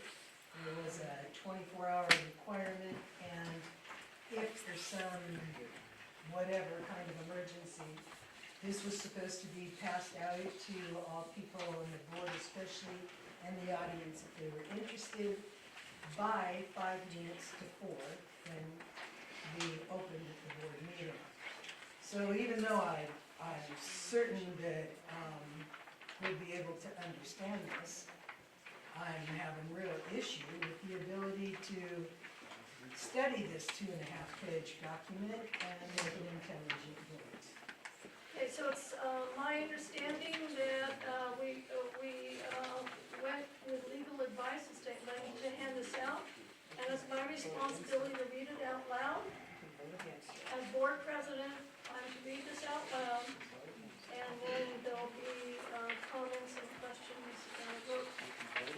The Board of Trustees, parentheses Board of Willits Unified School District, excuse me, I should start by reading Willits Unified School District Resolution Number 5, Resolution of Censure of Trustee Paula Nunez. The Board of Trustees, parentheses Board of Willits Unified School District, parentheses District, hereby issues this public censure expressing disapproval of trustee Paula Nunez's violation of board policies, regulations, bylaws, and ethical duties as follows. Whereas the board is entrusted by the community to uphold the highest standards of ethical conduct, governance, integrity, and adherence to board bylaws, state law, and established governance norms. And whereas board bylaw 9200 states that, this is in quotation marks, board members shall hold the education of students above any partisan principle, group interest, or personal interest. And whereas board bylaw 9200 further recognizes that, and this is a quotation mark, the board is the unit of authority over the district, and that a board member has no individual authority.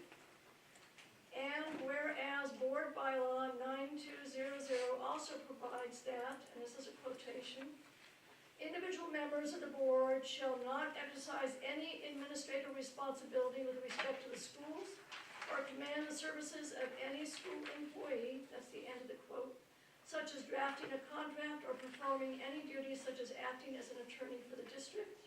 And whereas board bylaw 9005 provides that board members shall, and this is a quotation, in quotation marks, keep confidential matters confidential, end of quote, and the beginning of another quote, govern responsibly and hold themselves to the highest standards of ethical conduct, end of quote, beginning of another quote, understand the distinctions between board and staff roles and refrain from performing management functions that are the responsibility of a superintendent and staff, end of quote, beginning of a new quote. Understand that authority rests with the board as a whole and not with individuals, end of quote. And beginning of a new quote, govern within board-adopted policies and procedures, end of quote. And whereas Board Bylaw 9010 requires trustees to avoid creating the appearance that they individually represent the board or district and to refrain from actions that may undermine district operations or misrepresent board direction. And whereas Board Bylaw 9011 forbids board members from releasing confidential information acquired as part of a board member's official duties, including confidential information acquired during a closed session. And whereas Board Bylaw 9270 states, this is in quotation marks, governing board desires to maintain the highest ethical standards and help ensure that decisions are made in the best interest of the district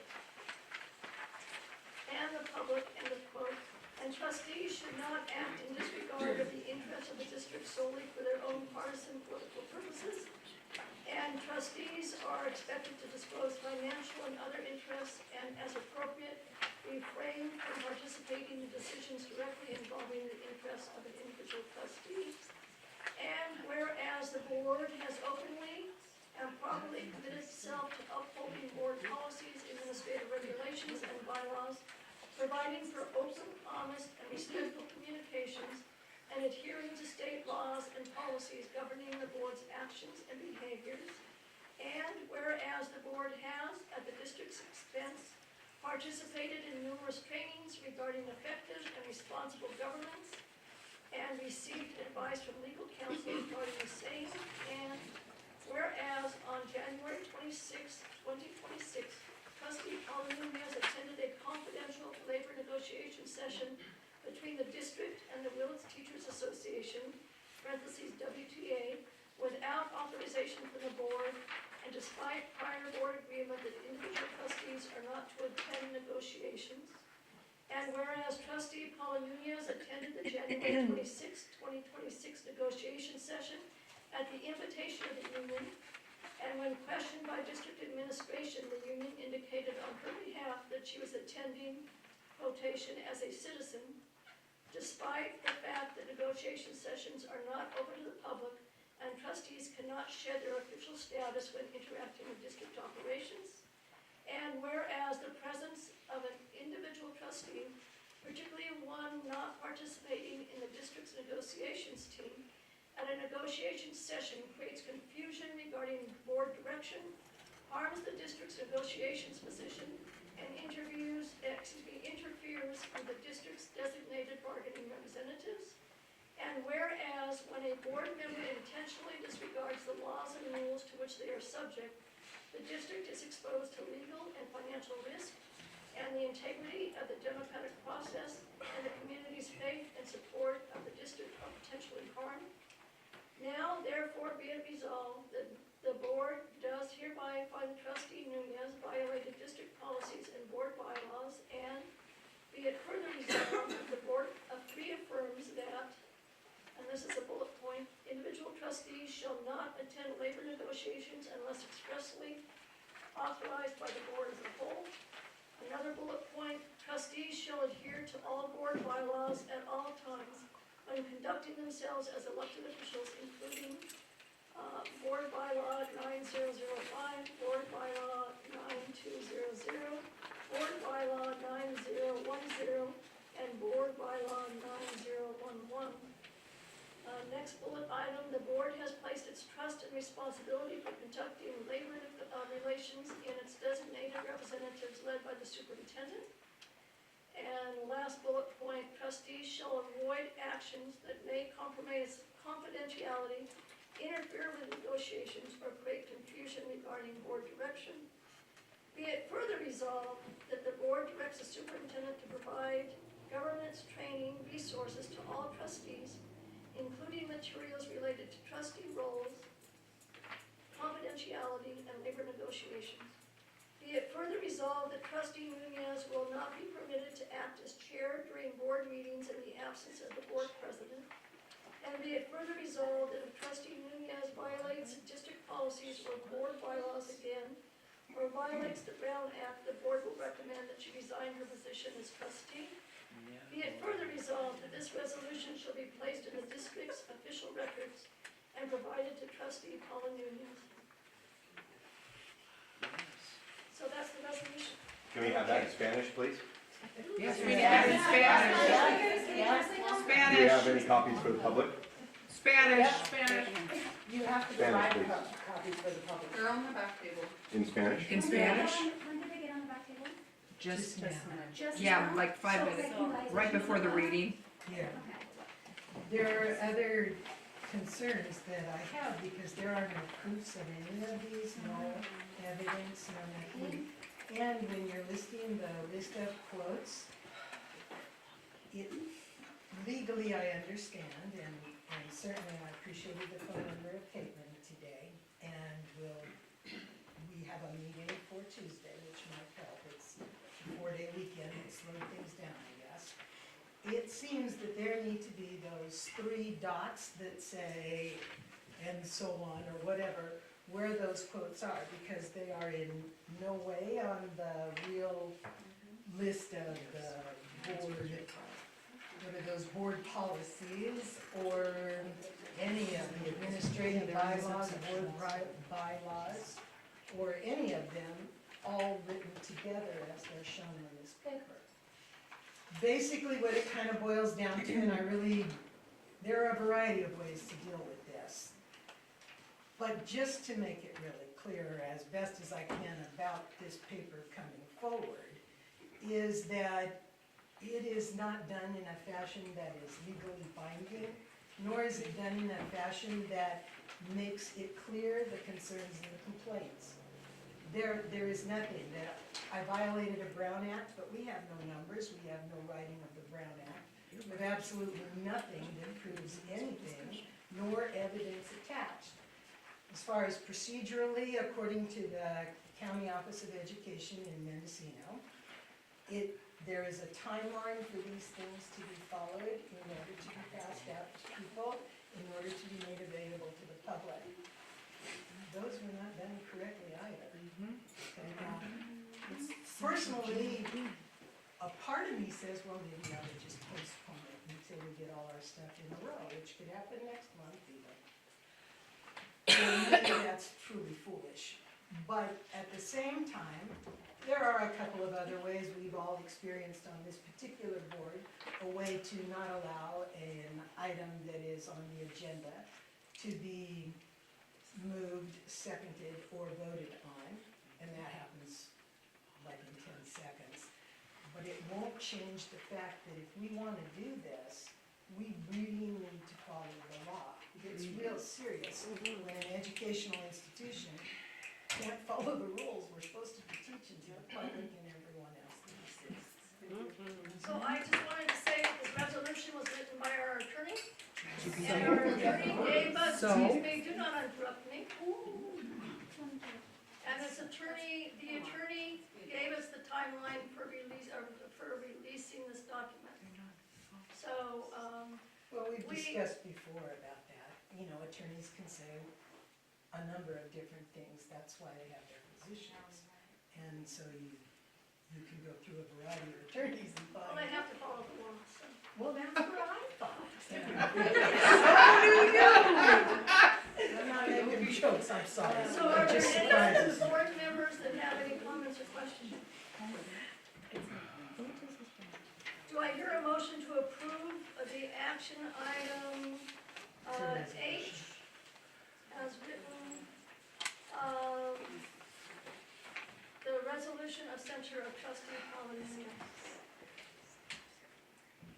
Do I hear a motion to approve it? Okay, I move that we approve the item as currently written. Do I have a second? What? What? Do I have a second? It dies. It dies with your second. So if there's no second, it dies as a result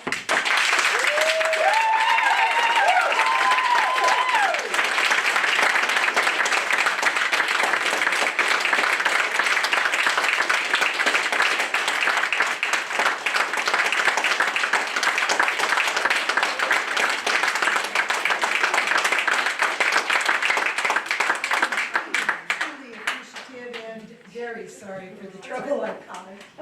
Yay! I just didn't realize I was causing it. Yeah. Am I allowed to make any comments? No, comments have been made. So we're moving on in the agenda.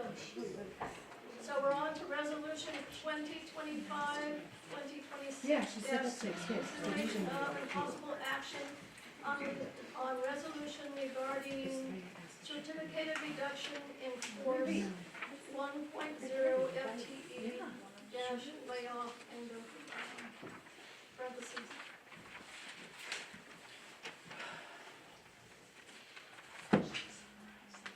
So do I hear a motion to approve the action item as I read it? I move that we approve action number I, or resolution I. That's resolution 2025-2026. Do I have a second? All in favor? Or it's a resolution, so we have to, individual members Well, vote? you have to ask questions first. Okay, are there any comments or questions? Yes, it needs to be really clear which position, a reduction in force from the resolution regarding certificated reduction in force. One full-time teaching equivalent layoff. Well, we don't have a clue as to which layoff you're talking about. Yes, we are. It's in the agenda. It's in the That's agenda. when it, but all it stated in the agenda was that it would be a resource position, was in fact what it said. Okay, well, since we have specialist. the program specialist, yes, thank you. And that, There's only one program specialist.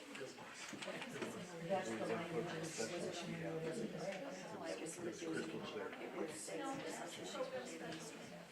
Can you speak up so we can hear? A We can't hear you. program specialist for special ed. Which one are you talking about? That's the language. It didn't say special ed. Aye. It didn't say special ed, it just said a program. It said program specialist. Which is special ed all of the time, Only right? one program specialist position in this. What about the reading specialist? Program specialist. Different title. Yeah, that's the title. Lisa Dawkins. Title's not clear. That's what I thought. I appreciate knowing it's Ms. Dr. Duncan. So do any board members have any other board members have comments or questions? So, so is it a roll call vote? Yes? Paula? No. April? Yes. David? Yes. Jennifer? Yes. Jennifer, did you vote? Yes, she did. Quietly. Okay, so we're on to resolution 2025, number J in the agenda. Resolution 2025-2026-7. Consideration of possible action on resolution regarding elimination of permanent classified employee services, 5.84375 total FTE. Question, Okay, what does the number stand for? the number of positions. 5.8. No, it's a one FTE is equal to one position. So someone is like a 0.8. It's not equal. They had a list. Any other questions? So, do I hear a motion to approve action item as presented? We accept the resolution 2025-2026-7 and approve. So, I have a second? I said, So again, it's a roll call vote, because it's a resolution, so Paula? April? Yes. David? Yes. Jennifer? yes. Jean, yes. We need Blanca. Not anymore. Tell the students. Yeah, You guys go tell the students. You tell the students. Excuse me? So we're on to item number K, consideration of comprehensive school safety plans. Do I hear a motion to approve the action item presented? I'll make a motion. Do I have a second?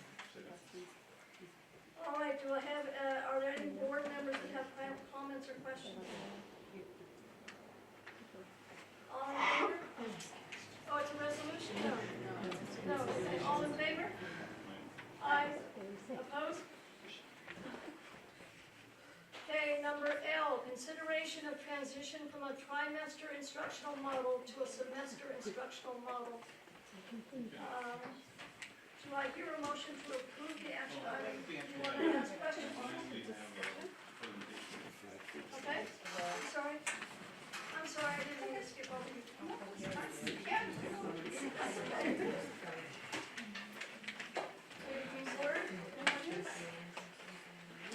So, this has been quite the process, quite the journey that our schools have been taking with this.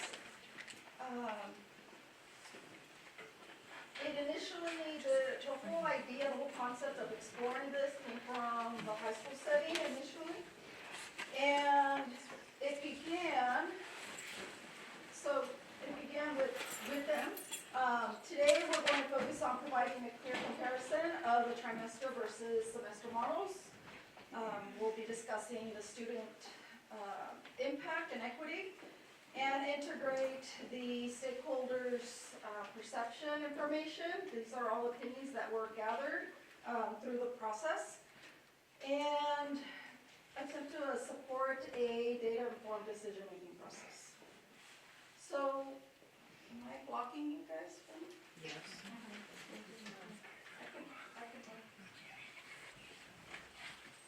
Okay, so we started off at first with it started off at the school site within their meetings, their early outs, they were having those conversations.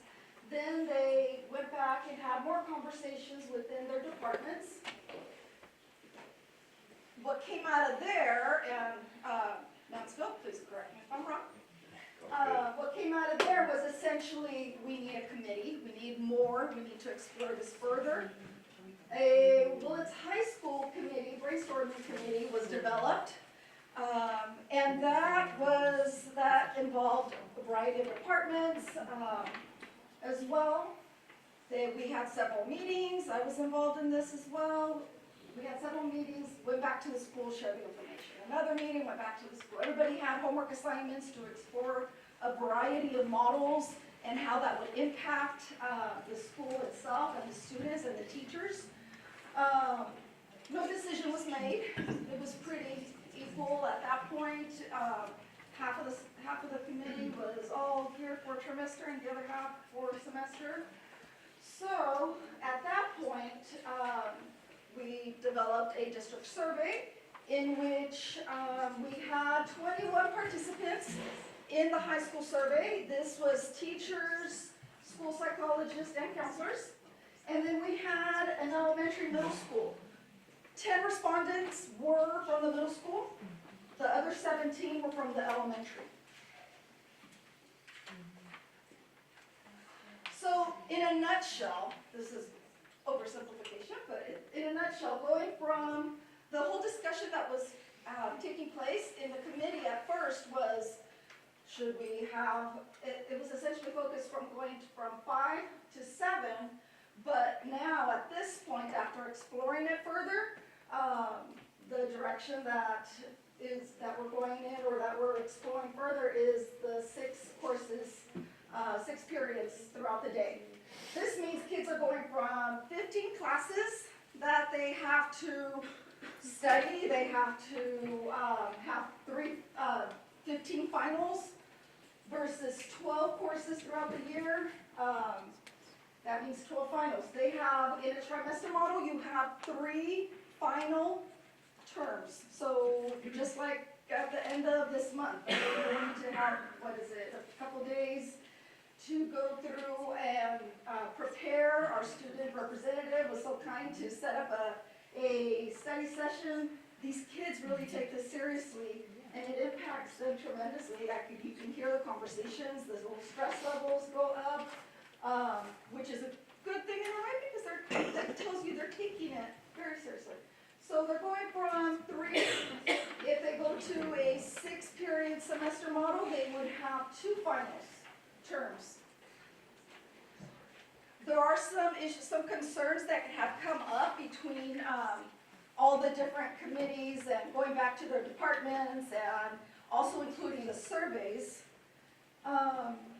So benefits, essentially, let me go to my notes, essentially reducing transitions, reducing the week-long. The one thing that I hear a lot from the high school teachers is the first week of the term, they lose instruction because all of the different changes that are going on with schedules and counselors are inundated with all the different changes at that point, scheduling changes. So you have that. If you move to semesters, it would reduce it by one, so they would have 2 big changes instead of 3. Are you talking daily, or what kind of changes are you talking about? Terms. Semesters versus trimesters also, if you look at the trimester model, includes, like I was saying, it has more frequent resets, it has 3 resets versus 2 for the semester. The big difference is that they have 6 classes per day, per term, in comparison to the 5. That means that they will obviously have a minute difference, which we'll get to in a minute. Another concern that came out in these meetings is the cognitive load reduction, the possibility for that. Brain research shows that in order to move short-term memory into long-term, that occurs when you're sleeping. That occurs overnight. You go to a semester model, you have more opportunity for that. And our stakeholders really appreciated more, actually it was more of the core classes. Our math, English, science as well. Didn't hear too much from social science mentioning this, but the desire to have the year-long course, to have the kids in those classes every day. The one concept, even as a parent, I didn't think of until the Willits High Committee came along and said these kids have 2 summers. That concept was eye-opening for me. I knew, obviously, working here and as a parent, I knew that they had a break, but the concept of a second learning loss opportunity, you have kids that are taking English or math, and they're going from one trimester to a whole trimester of not having exposure to that content to another trimester. And if you're not practicing it, you're going to forget it. So the desire for year-long courses were pretty strong with the core subject areas. Let's see here. The CTE, PE, and some of the science courses in regards to the labs did express that the 73-minute model was more beneficial because it gives more time for hands-on opportunities, projects. Right now, with the 6th period comparing to semester versus trimester, it's a 13-minute difference in each period. Special ed had some concerns about increasing transitions and the workload for students. That concern was brought up when we were contemplating a 7-period day. I'm sure that it's still a concern, but now we're looking at going from a 5 to a 6. Once again, you're changing schedules 2 times versus 3 times, so in reality is that you have less transitions. Advantages to the semester model, also more continuity for the college courses that kids are taking. I want to give a big shout out to Ms. Holt. Is she here today? No? She is one of the teachers that does miracles with students. She has a college class that she teaches in 1 trimester that should be taught, and college students take it in a whole semester. So our kids are taking accelerated courses at Willits High right now, this trimester model. And she manages to just do wonders with the kids. It's magical to see that. And hearing all the support and everything else that the kids feel like they're getting from her. and that is rushed. We're putting our kids in accelerated courses. You could hear what Dr. Matheson was mentioning as well. They need that continuity. Let's see here. I want to make sure that I mentioned. Yeah. So, just wanted to give you guys the information. These are essentially, in a nutshell, all of the biggest concerns and the biggest pros for semesters. There were some other comments in there that it varied a bit with elementary with their comments. The only reason why we included elementary in this, initially it started off as something that we were looking at just for the high school, but it was brought up and opened up for feedback for everybody else. So 17 out of the 10, out of the 27 were from elementary schools, the feedback that we got, and the 21 was from the high school. So that was information that they provided, and I appreciate everyone for all your hard work. You guys do amazing work with our kids. And even in these accelerated courses, you guys do wonders.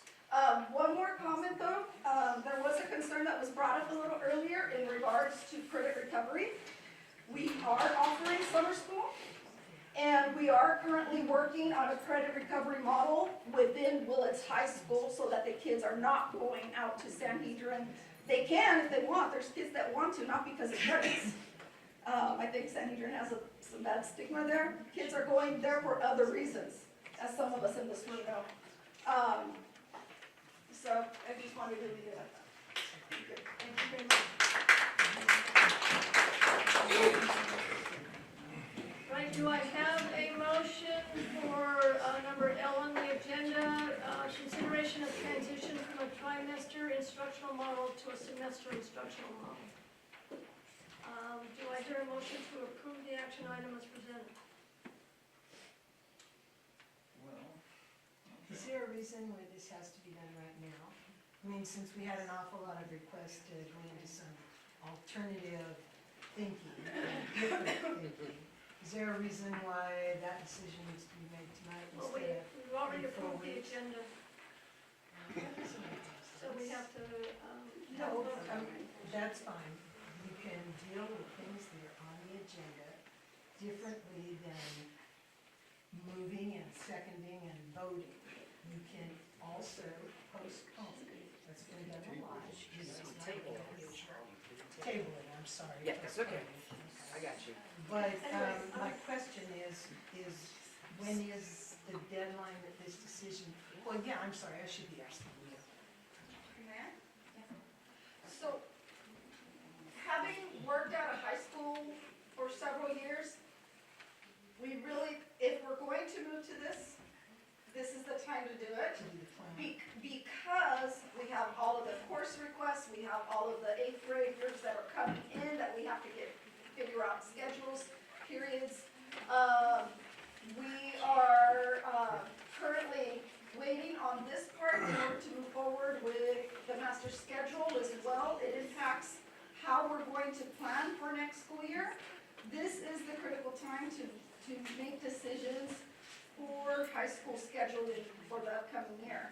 It's a long process to get all of this done, so that's why we brought it up at this time. Well, so what does that do to the different kind of thinking about having it more or less divided between the middle and high school schedules and the elementary schedules? Because if you change those numbers, the elementaries are pretty well solid of what they want, as are the high school and middle school, more or less. Yeah, it's pretty much split. So, there were, like I said, there was 10 middle school participants and 17 elementary. And out of that, 48.1%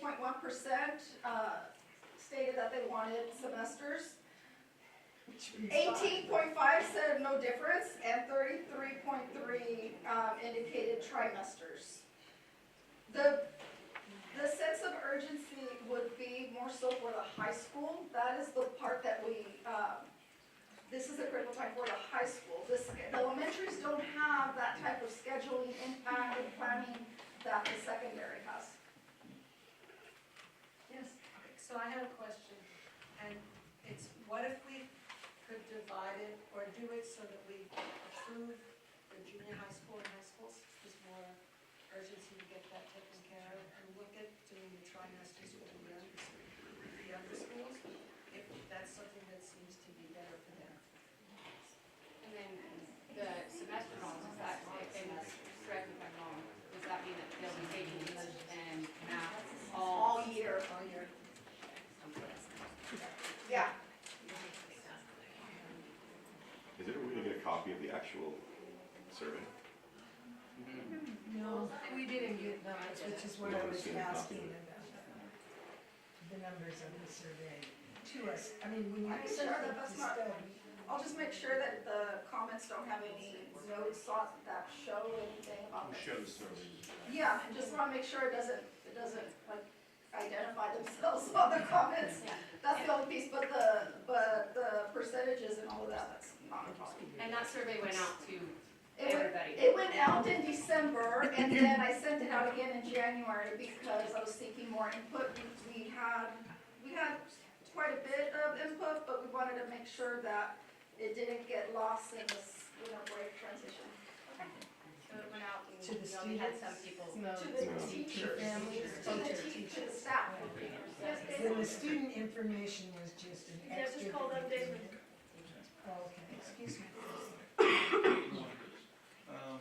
What did you say? Oh, I didn't. I was wondering, actually, do we have a sense for the raw numbers, what percentage of the high school staff actually had a vote as far as the decision? We have 21 high school participants. Okay, what's the high school, what's the teaching staff? 26, right? But if you include the count, depends on how you count counselors and psychologists and speech therapists. They have boards too. Yeah, no, that's fine. Adding them to the numbers. I mean, it's 26 teachers, but other people were asked, right? Other adults? Everyone was asked. Every adult on the, okay, so then doesn't that up the number higher than 26? No, that's a different survey. Is that all certificated There's a survey that. Oh, you're talking about the climate survey. That's a different. Like you're referring to that. We had a different survey go on. Okay, so strictly the semester, trimester survey invited 26 people at the high school to vote, and 21 of them responded. We have 21 responses. Right, from 26 invites, or from 50 invites? Everyone. Okay, that's what I thought. Well, All the you mean teachers. all the teachers, not all. Actually, when I'm looking at the Right, but names, we're looking at by site at the second. actually, we didn't have any counselors respond, as I'm looking at the names, the emails. Okay. But they were invited. They were invited, yeah. Okay. Yeah, they were invited. So then you're saying probably. I thought it was a no. Mr. Baker, Do you need a motion? Excuse me. Do I hear a motion to approve the action item as presented? I'll make a motion to approve it. Do I have a second? I'll say. Okay. now we can ask questions? No, we've already covered questions. No, we were just No, cut that's- off at our questions It's not a Brown Act. Okay, are there any board members that have comments or questions other than what was already asked? Yes, please. I would like to know, if we separate the groups out, since it seemed that there was an overwhelming number or a majority of elementary types, K, well, I guess really TKs and preschoolers until 5th grade, and then 6th through 12. What I'm asking about is, out of the 6 to 12s, do you have an ability to see how many adults, Mr. Baker said all adults, but how many adults were invited to vote, and then the number of votes you It received? was sent to the faculty of. Okay. of- Oh, only the The teaching faculty, it was sent to the faculty. Okay, and the faculty didn't include, or did it, your counselors? It includes counselors, I got one, Oh, faculty okay. is all that. Yeah. Certificate. Oh, no, I can't. Certificated, not in a classified. Thank you, that's good. Sorry. I'm not supposed to engage. Are there any other questions or comments from the board? Thank you. Okay, so, all in favor? Aye. Opposed? Yeah, I have to say. Okay. We have 4 in favor and 1 against. Okay, item M, consideration. Excuse me. Consideration of middle/high school coach job description. So, I'll start with the questions. Do any board members have comments or questions? I have a question. Okay, so again, what sources were used to generate the job description? Are we looking at CIF guidelines? The way that job description was created is just looking at various school districts. It's providing kind of, I mean, it's almost the same job description. Okay, well, I was wondering, was any of our athletic directors involved in going over the descriptions? We brought one athletic director to go ahead and look at that.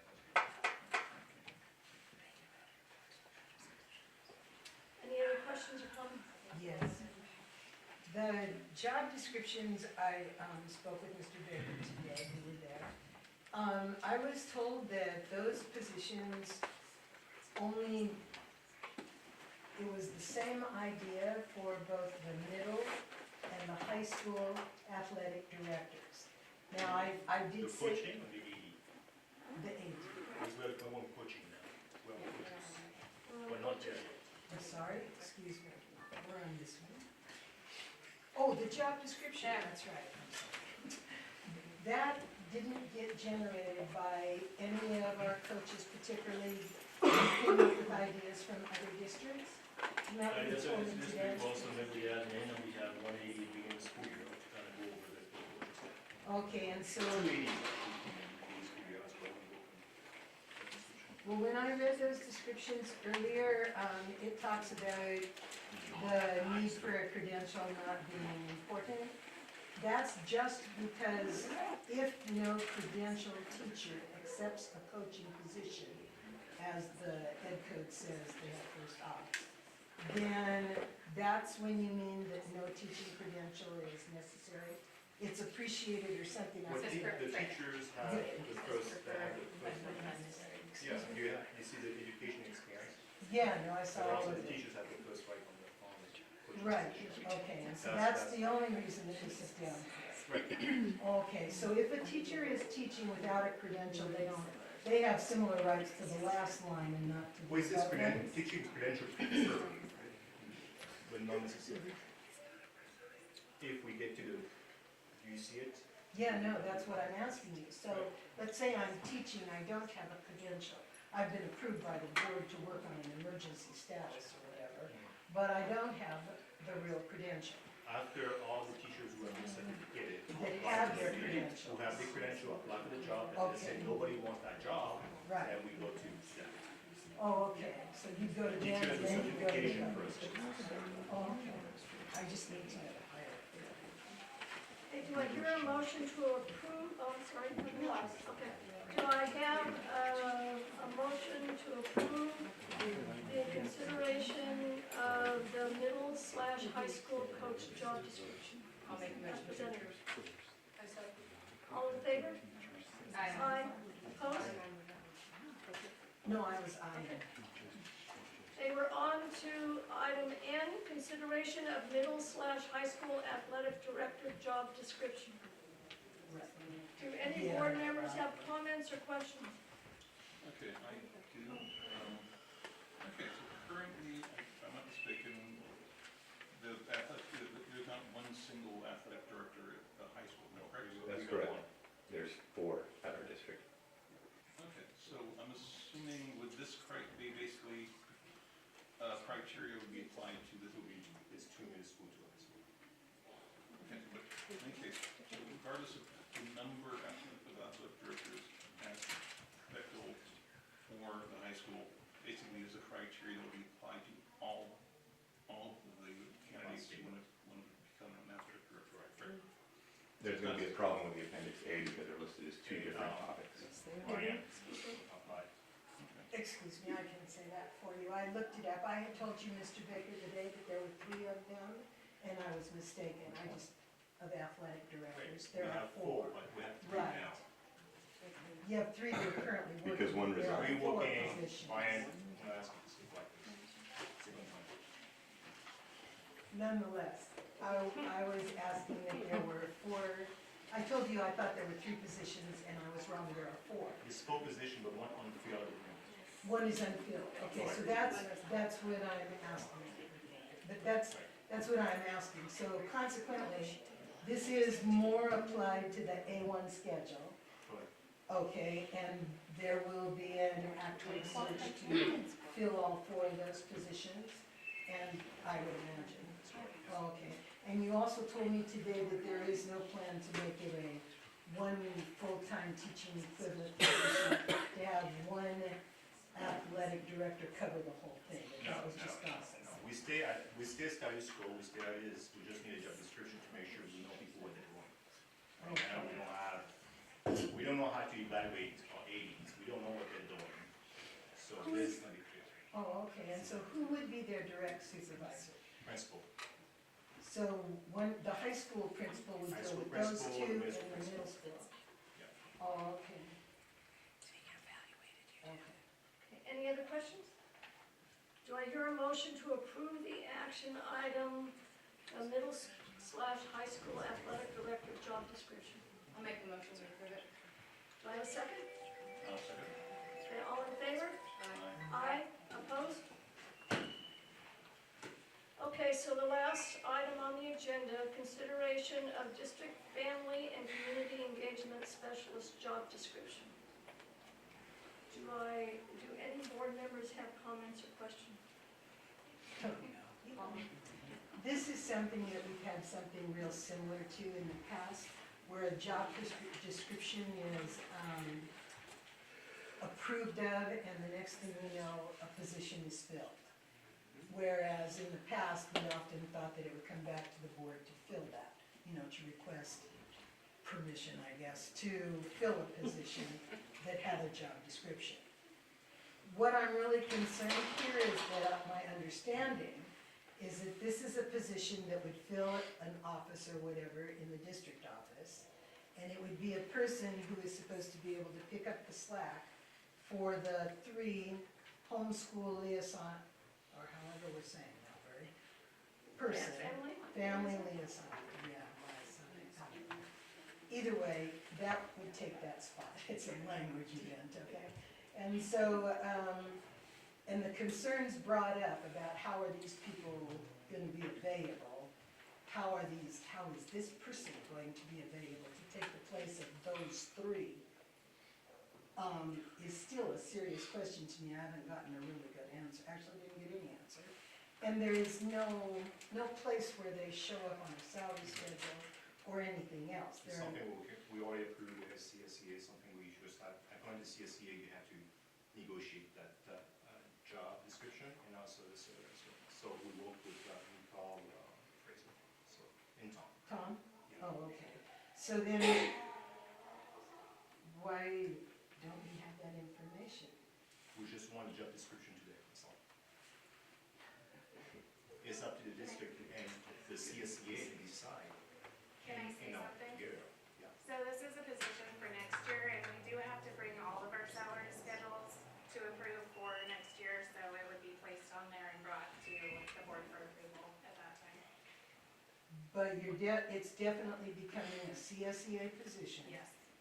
It will definitely be housed in the district office. And it's, Floating position where. I'm sorry. There It's will a be floating around. position A around. floating We're gonna break position. down to different schools. And is the superintendent the direct supervisor? No, I'm gonna have the executive director do that. Student programs. Student programs, because I work in the students' programs.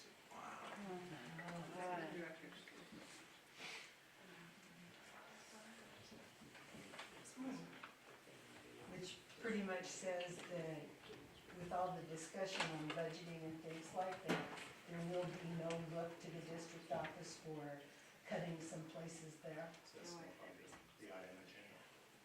It's It's not part of the item agenda. It's It's Right, not- but when you agree to one thing that says here, and this is the supervisor, So right now, the district's only asking to approve the job description, that's it. yeah, but like I told you, every time we've been asked about that, the position ends up getting filled before all the little details ever get worked out.